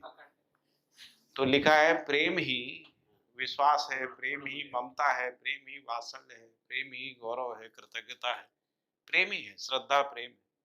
श्रद्धा हो प्रेम नहीं हो ऐसा होगा क्या? ममता हो प्रेम नहीं हो ऐसा होगा? तो प्रेम रहता ही है। ममता यदि पूरी मानव जाति से हो गई तो प्रेम है, परिवार तक संबंध तक है तो ममता है ना? यदि कोई समाज परिवार के पोषण का काम करता है, जैसे शिक्षा संस्थाएं, सारी शिक्षा संस्थाएं वो भाषा का, संस्कार का पोषण कर रही है, तो वो ममता मूल्य है, वो व्यवस्थागत ममता मूल्य है ना? जैसे सिक्योरिटी फोर्सेस हैं, वो सुरक्षा का काम कर रही है ना? वात्सल्य है, वात्सल्य का भाव नहीं हो तो सुरक्षा कैसे करे? कोई आपकी सुरक्षा के लिए क्यों मरना चाहेगा? वात्सल्य भाव के लिए, क्योंकि वात्सल्य के लिए माता पिता रात दिन लगाते हैं ना, वो उस मूल्य की अनुभूति के लिए। तो इसलिए जो बॉर्डर पे खड़ा है आपके लिए लड़ रहा है, उसमें वात्सल्य भाव है कि हमारा देश है, हमारे लोग हैं।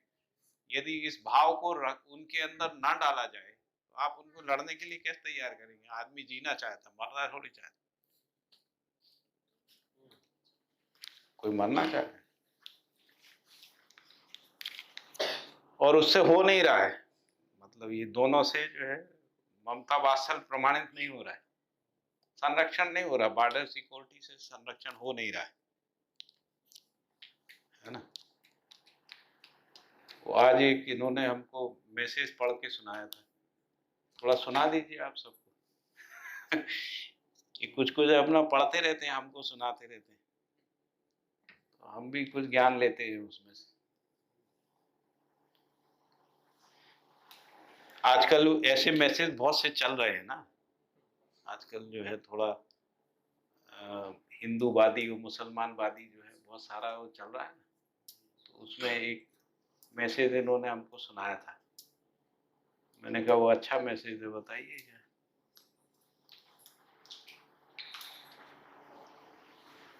चलो नहीं मिल रहा है, मिल गया, बताओ।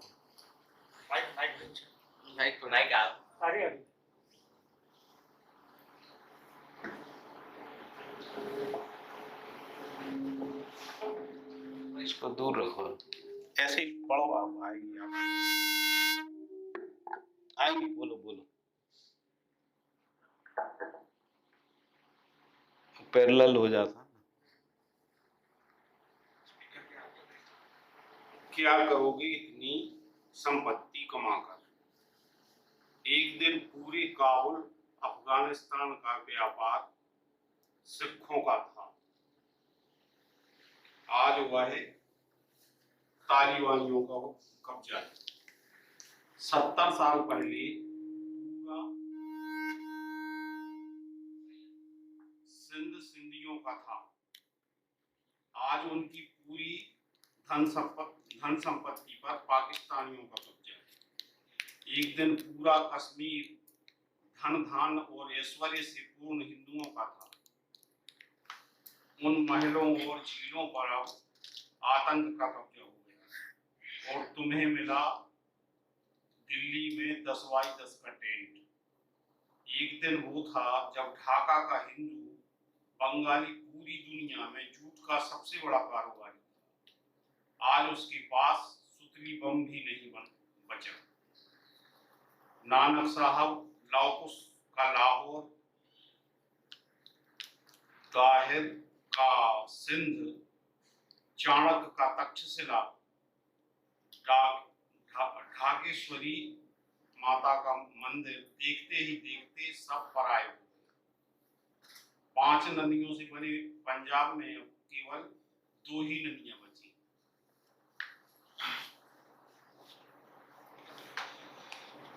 तो Yes. इसकी बात मैं समझ गया, बस इतना पर्याप्त है सबके लिए कि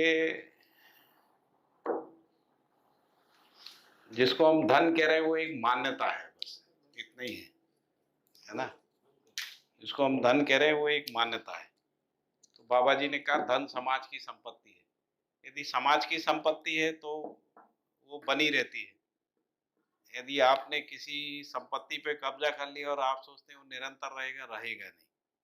उसका एक उदाहरण जो है वो स्मृति में आया मेरे। इन्होंने आधा सो रहा था, मैं आधा सुना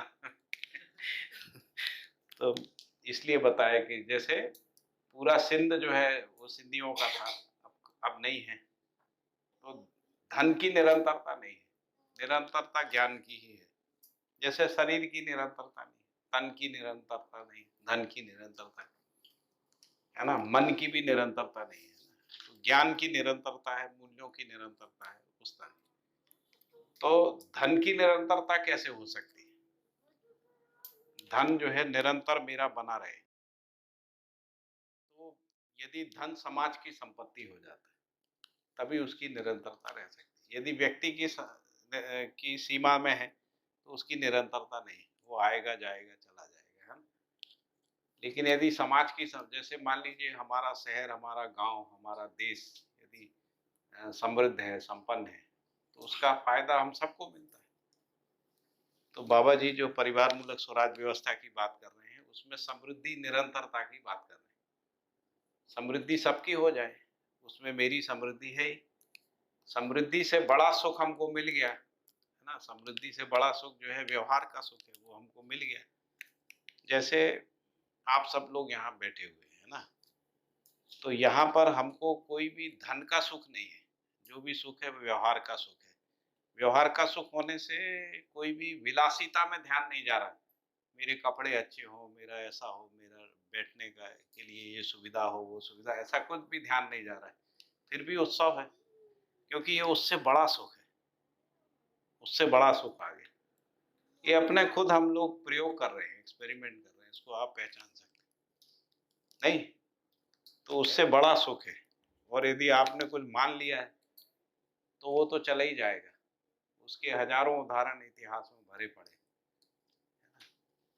सिकंदर के पास भी नहीं बचा, किसी के पास बचता नहीं, और ना अकबर की संतानों के पास बचा, है ना। उनके बहुत सारे जो हमारे जो मुगल शासक थे वो तांगा चला रहे हैं लखनऊ में नवाब लोग जो है तांगा चला रहे हैं।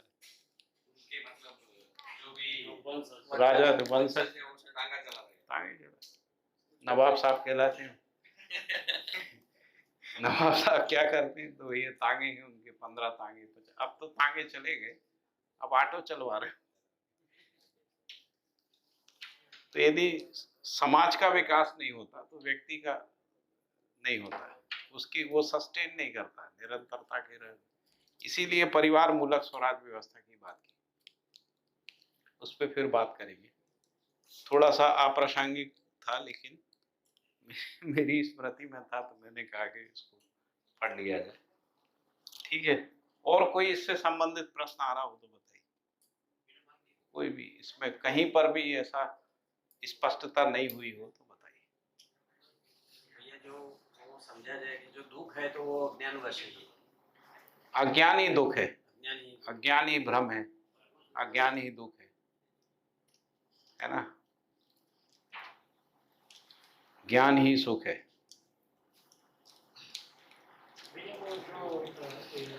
जीवन का जो लेकिन ज्ञान क्या चीज है?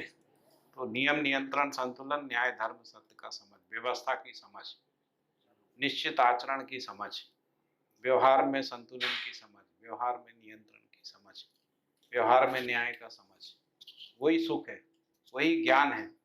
ये समझ नहीं है तो अज्ञान है। ये समझ नहीं है। जैसे किसी को ऐसा लगता है कि मैं शक्ति संग्रहित कर लूंगा तो सब ठीक हो जाएगा। शक्ति मिल गई, कुछ कुछ हुआ नहीं। आप साम्राज्य स्थापित कर लिया है ना, पूरे जिंदगी भर जो है लड़ते रहे, है ना। चाणक्य ने अशोक को लड़ाया, नहीं क्या नाम था, चंद्रगुप्त को। चंद्रगुप्त तो पूरी जिंदगी लड़ता रहा, उसके पास कोई सुख नहीं था, ना परिवार का, ना पत्नी का, ना बच्चों का, कोई सुख नहीं रहा, जिंदगी भर रोता रहा, है ना। सुख नहीं, उसमें सुख है ही नहीं, लड़ने में सुख नहीं, हिंसा, युद्ध, द्वेष, इसमें सुख नहीं है। वो प्रयोग हुआ है, उन्होंने धनानंद का एम्पायर खत्म कर दिया और अपना साम्राज्य, लेकिन चंद्रगुप्त सुखी नहीं रहा, चाणक्य भी सुखी नहीं रहा। चाणक्य ने बहुत सख्त जीवन जिया लेकिन सुखी नहीं हुआ। तो ये जो भ्रम है, हमारे इतिहास के जो भ्रम है, उनसे भी मोह भंग होना चाहिए, उनसे भी मोह भंग की। जैसे रूप में सुख नहीं, फिल्म इंडस्ट्री में सभी रूपमान लोग जो हैं, जिस दरिद्रता में जीते हैं, जितने दुख में जीते हैं, हम में से कोई नहीं जीता इतने दुख में। हाँ, मेरे तो कई अभिनेताओं से, अभिनेत्रियों के साथ हमने इंटरव्यू किए, हमको पता है उनका दुख क्या है। कोई नहीं है उनका, है ना, पति उनका नहीं है, भाई उनका नहीं है ना, बच्चा उनका नहीं, सब अकेले हैं। केवल उनके पास उनकी विलासिता है, विलासिता का ही सुख है। विलासिता का सुख अभाव है, अभाव बस विलासिता में जाता है। ज्ञान का अभाव हो, है ना, न्याय का अभाव हो, वही विलासिता में जाता है। विलासिता वस्तुतः अपने को भुलाने का एक उपक्रम है, अपने को भुलाने के लिए नशा है। विलासिता में भी तृप्ति नहीं होती तो नशे में जाता है। विलासिता से अगला स्टेप है, पहले आदमी जो है धन संग्रह करके विलासी जीवन जीता है ना।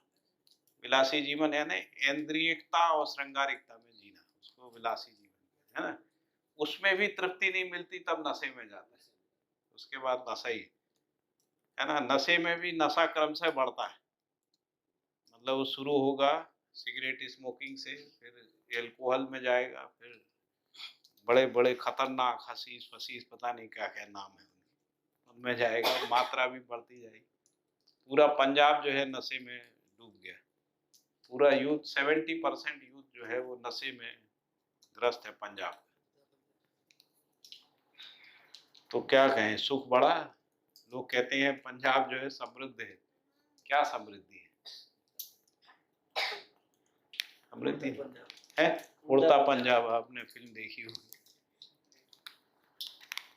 तो जो सुख का स्रोत है हम उसको पहचान ही नहीं।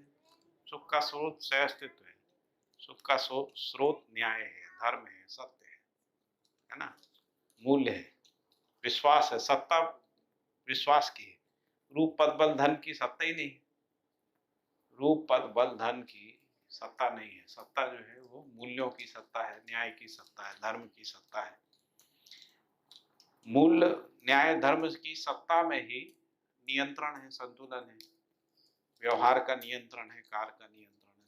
नियंत्रण संतुलन पूर्वक व्यवहार करना ही सुख है, अनियंत्रित व्यवहार करना ही दुख है, समस्या है, अविश्वास है ना। नियंत्रित व्यवहार करने से ही परस्परता में विश्वास बनता है। जैसे मैं एक जैसा आचरण करता रहूं तो आपको विश्वास बनेगा, यदि मेरा आचरण बदलता रहे तो अविश्वास रहेगा। अब अविश्वास में जीना क्या सुख है? तो नहीं है, दुख है। तो इसलिए हम ऐसा कोई आचरण नहीं करें जिससे अविश्वास बनता है। ये हर व्यक्ति का उत्तरदायित्व है। यदि वो सुखी होना चाहता, परिवार को सुखी करना चाहता, तो परिवार में कोई भी आचरण ऐसा होगा जिससे अविश्वास होगा, वो दुख देगा, है ना। क्योंकि अस्तित्व सह अस्तित्व है, व्यापक वस्तु ही सुख है, विश्वास ही सुख है, न्याय ही सुख है, धर्म ही सुख है, सत्य ही सुख है। सुख का सानिध्य हर जीवन चाहता है, हर मानव चाहता है। तो सुख के सानिध्य में निरंतर रहने का मतलब है नियम न्याय धर्म सत्य के सानिध्य में रहना। इसी को अध्याय 2 में कहा है ना, कि नियम काल में ज्ञान ही नियम काल में नियंत्रण के रूप में है ना, व्यवहार काल में न्याय के रूप में है ऐसा लिखा हुआ एक सूत्र है ना।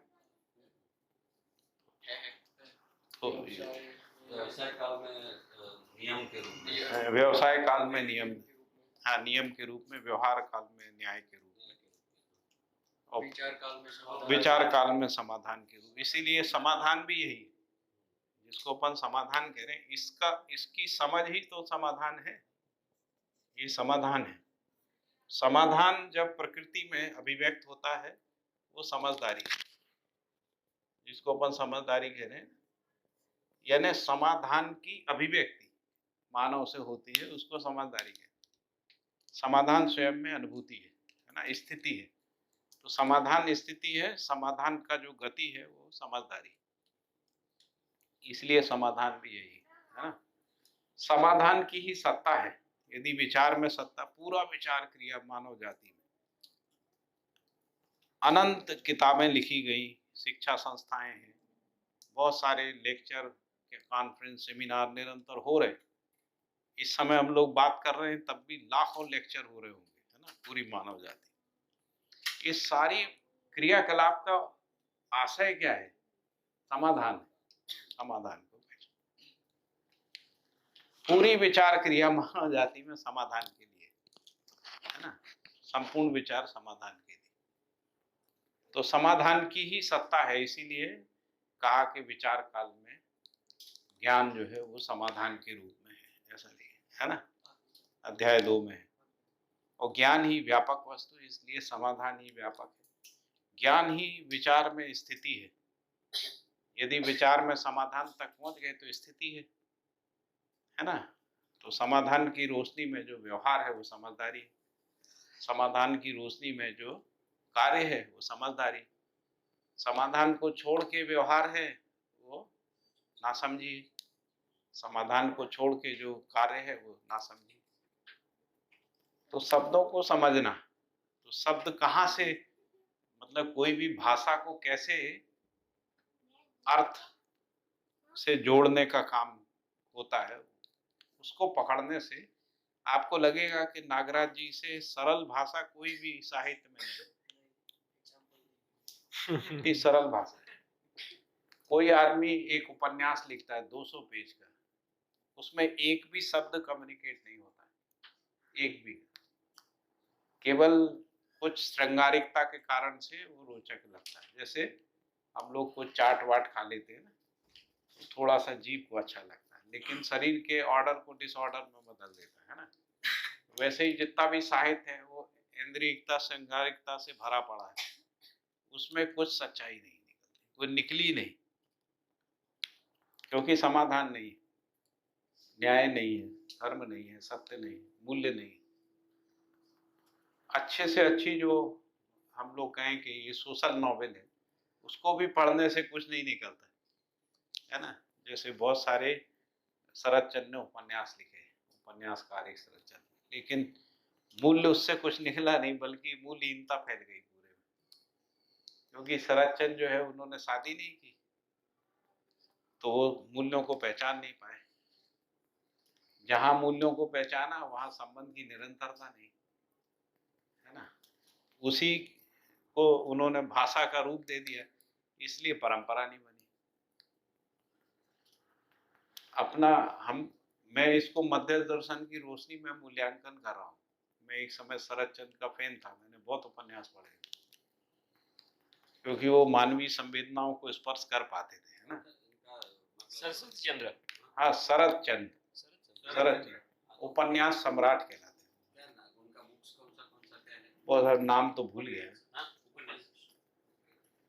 उपन्यास है उनके, ढेरों उपन्यास है। जैसे प्रेमचंद कहानीकार थे, कथाकार थे, उनका भी 1-2 उपन्यास है, जैसे गोदान है, उनका भी है, लेकिन ज्यादा कहानी है, ज्यादा लिखी। वैसे ही शरद चंद्र ने उपन्यास ज्यादा लिखे, बंगाल में।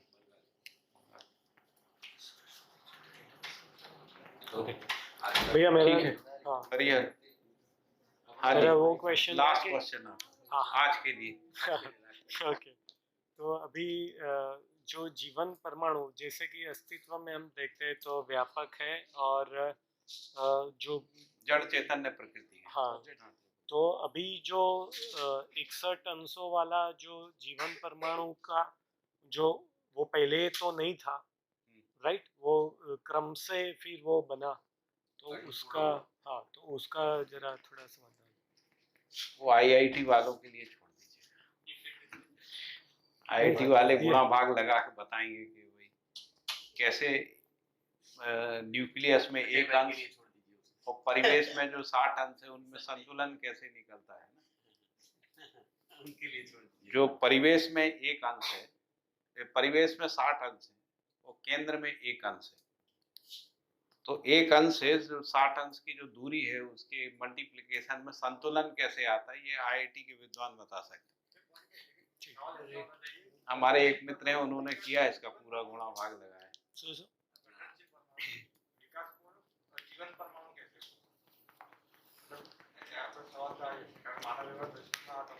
मेरे पास कई आईआईटी के विद्वान लोग आए है ना, मैं भी एमटेक हूँ, ऐसे मैं भूगर्भ शास्त्र में एमटेक हूँ, और वे सब अंशों में पूछते रहते हैं। उनको मानव संचेतनावादी विज्ञान समझ में ही नहीं आया। मैंने कहा पहले अंश को छोड़ के आओ अपनी आईआईटी में, इसके बाद अपन मानव संचेतना पे बात करें। तो उन्होंने कहा 122 ही आचरण क्यों है, इसका मतलब हर अंश का एक आचरण होगा, ऐसा उन्होंने कहा। हमने कहा आचरण को आप समझ ही नहीं रहे। जैसे पानी का आचरण है ना, हाइड्रोजन का आचरण पानी का आचरण नहीं है, ऑक्सीजन का आचरण पानी का आचरण नहीं है ना। जो तो वास्तविकता पानी है का वही, आचरण एक नया आचरण है, और आचरण पूरे पानी का है। हाइड्रोजन ऑक्सीजन के योगफल में जो एक नया मॉलिक्यूल बना है पानी के रूप में, उसका पूरे का आचरण जो है, आचरण का विखंडन होता ही नहीं। आप पानी के आचरण में से तलाश के बता ही नहीं सकते कि ये हाइड्रोजन का आचरण है। मतलब उनको ऐसा है कि वो 61 मल्टीप्लाई बाय 2 मतलब 122, मतलब हर एक का 2 होना चाहिए। हाँ, तो ऐसा ही है। ऐसा नहीं भाई, वो जो जितने भी मन में जितने भी 64 प्रकार के आचरण हैं, वो मन में पैदा होने वाले आचरण हैं। उसमें जो भी अंश हैं, 32 अंश हैं, 32 अंशों के सम्मिलित योगफल में जो आचरण पैदा होता है वो आचरण है, मन का आचरण है ना।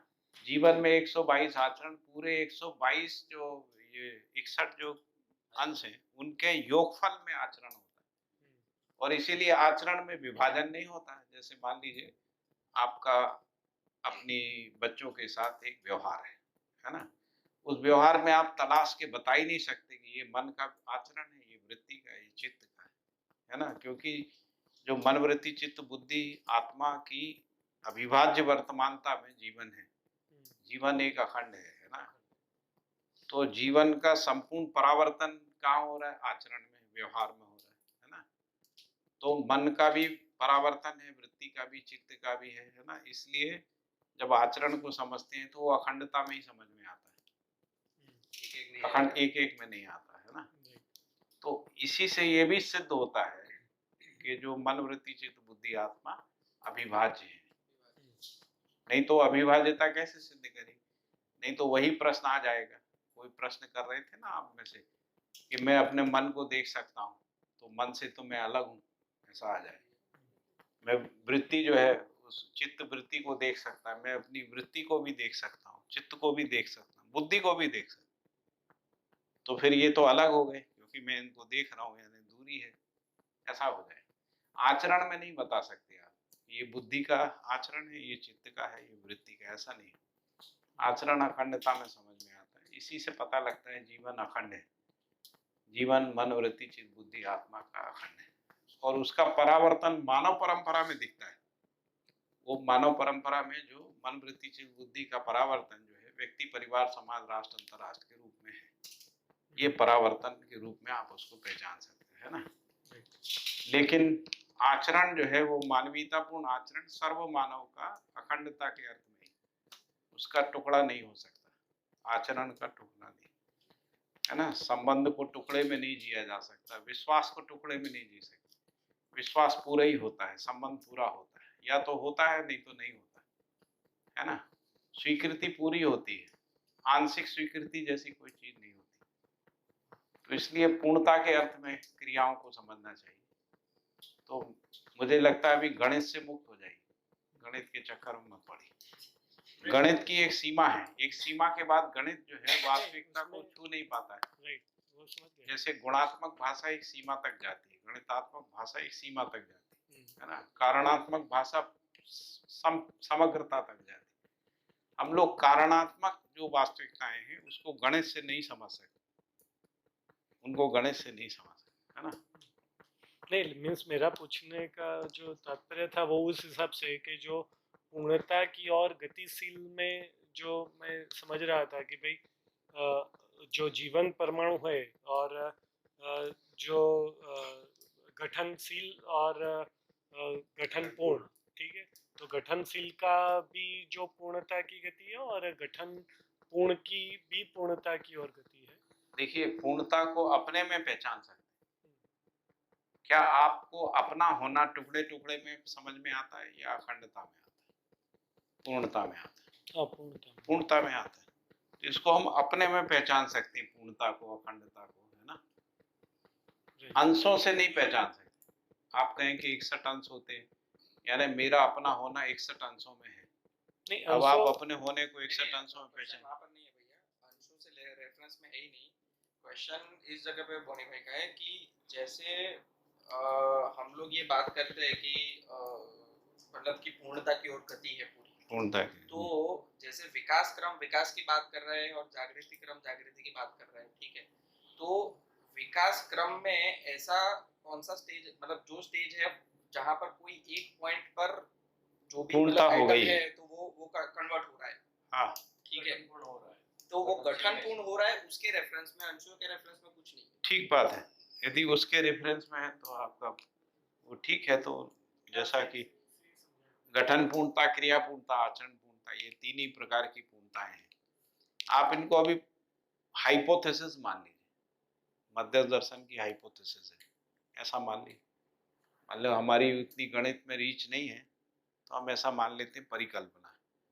लेकिन जब आप अनुभूति में आते हैं तो आपको स्पष्ट हो जाता है, पूर्णता अपने में दिखती है, आचरण में पूर्णता दिखती है, क्रिया की पूर्णता। क्रिया पूर्णता का क्या मतलब, जैसे मानव जाति में जब तक अखंड समाज नहीं है तब तक क्रिया पूर्णता नहीं है, तब तक मानव में क्रिया की निरंतरता क्रिया पूर्णता के अर्थ में बनी रहेगी, है ना। समुदाय चेतना में होती नहीं है, जो क्रिया पूरी नहीं हो पा रही। मानव समुदाय चेतना में जितना भी क्रिया करता है उसमें जो क्रिया होता है वो समुदाय के अर्थ में होता है। जैसे मान लीजिए ये एक समुदाय है, ये दूसरा समुदाय है ना। तो समुदाय में क्या होता है कि ये जो सीमा हो जाती है ना, तो सीमा के अर्थ में क्रियाकलाप हो जाता है। जैसे हिंदू समुदाय, तो हिंदू समुदाय की एक बौद्धिक सीमा है, एक राजनीतिक सीमा है, पॉलिटिकल सीमा है, या फिजिकल बाउंड्री है। तो हिंदुओं का संपूर्ण क्रियाकलाप या तो फिजिकल बाउंड्री को बचाने में होगा, है ना, या बौद्धिक सीमा को बचाने में होगा, तो अखंडता के अर्थ में होगा ही नहीं। तो वहां पे किसी भी समुदाय में अखंडता प्रमाणित नहीं होती। अखंड समाज में ही अखंडता प्रमाणित। अखंड समाज तब तक नहीं हो सकता जब तक मानवीयतापूर्ण आचरण नहीं आएगा। तो अखंडता, तो जो जीवन की अखंडता अखंड समाज में ही जो है वो बोध में आएगी, समुदाय में नहीं आएगी। समुदाय व्यक्ति में तो बिल्कुल भी नहीं आएगी, है ना। तो जब तक आपकी चेतना जो है अखंड समाज के अर्थ में अभिव्यक्त नहीं होती है तब तक उसका बोध, और बोध तो ठीक है, भाषाभास भी नहीं होगा, है ना, भाषा। इसीलिए हजारों साल से लोगों को यही लगता है कि युद्ध अनिवार्य है, हिंसा अनिवार्य है, कॉन्फ्लिक्ट ही जीवन है, संघर्ष ही जीवन है, यही सब करते आ रहे हैं। पहली बार ये पॉसिबिलिटी इस फिलॉसफी से आई है ना, कि जिसमें लग रहा है कि युद्ध विहीन मानव हो सकता है, मानव अखंड हो सकता है, मानव का एक स्थिर आचरण हो सकता है। सारे संविधान एक निश्चित स्थिर आचरण के लिए लिखे गए। जो सारा जुडिस्प्रेंस में काम हुआ, जो संविधान के न्याय के सिद्धांतों के रूप में संविधान आया, उसका मूल उद्देश्य है ताकि नागरिक समाज का आचरण निश्चित हो जाए। वो हुआ नहीं। 70 साल तो हमारे देश में ही हो गया, नहीं हुआ, आचरण स्थिर निश्चित नहीं हुआ, है ना। अपेक्षा तो यही थी क्योंकि स्थिर निश्चित आचरण में ही कोई व्यवस्था हो सकती है, और इसीलिए राज्य व्यवस्था का कोई चरित्र उभर के नहीं आया। जैसे हम लोग बात कर रहे थे ना, हमारे गांव का एक चरित्र था, वो भी विलोपित हो गया क्योंकि व्यक्तिवाद आ गया।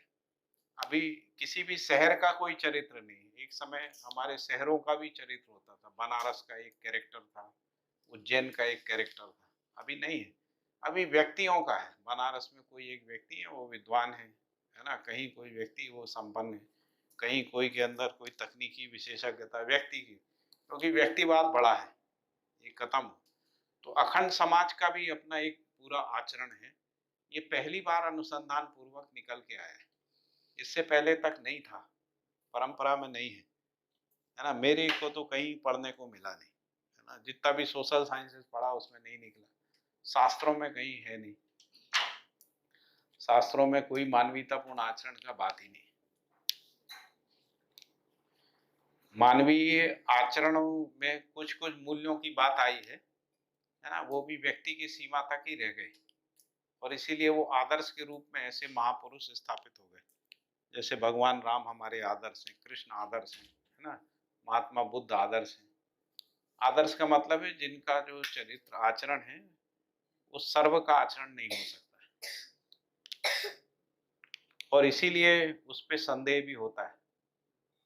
मतलब जैसे बुद्ध के बारे में जो कुछ लिखा गया कि उनका ऐसा आचरण था, उस पर संदेह होता है, पता नहीं था कि नहीं, क्योंकि हम तो नहीं जी पा रहे वैसे। ठीक है, तो हम यहाँ पर क्या है कि हर व्यक्ति जी सकता है, हर परिवार जी सकता है, इसलिए ये आदर्शवाद नहीं है, ये आदर्शवाद नहीं। चलिए यहाँ पर हम लोग विराम लेते हैं, फिर कल इसको थोड़ा सा आगे बढ़ाएंगे, फिर जीवन दर्शन ज्ञान पे करेंगे। इसमें यदि और कोई प्रश्न हो तो पूछ लीजिएगा, तो हम लोग इसको पूरा करेंगे, है ना। हाँ।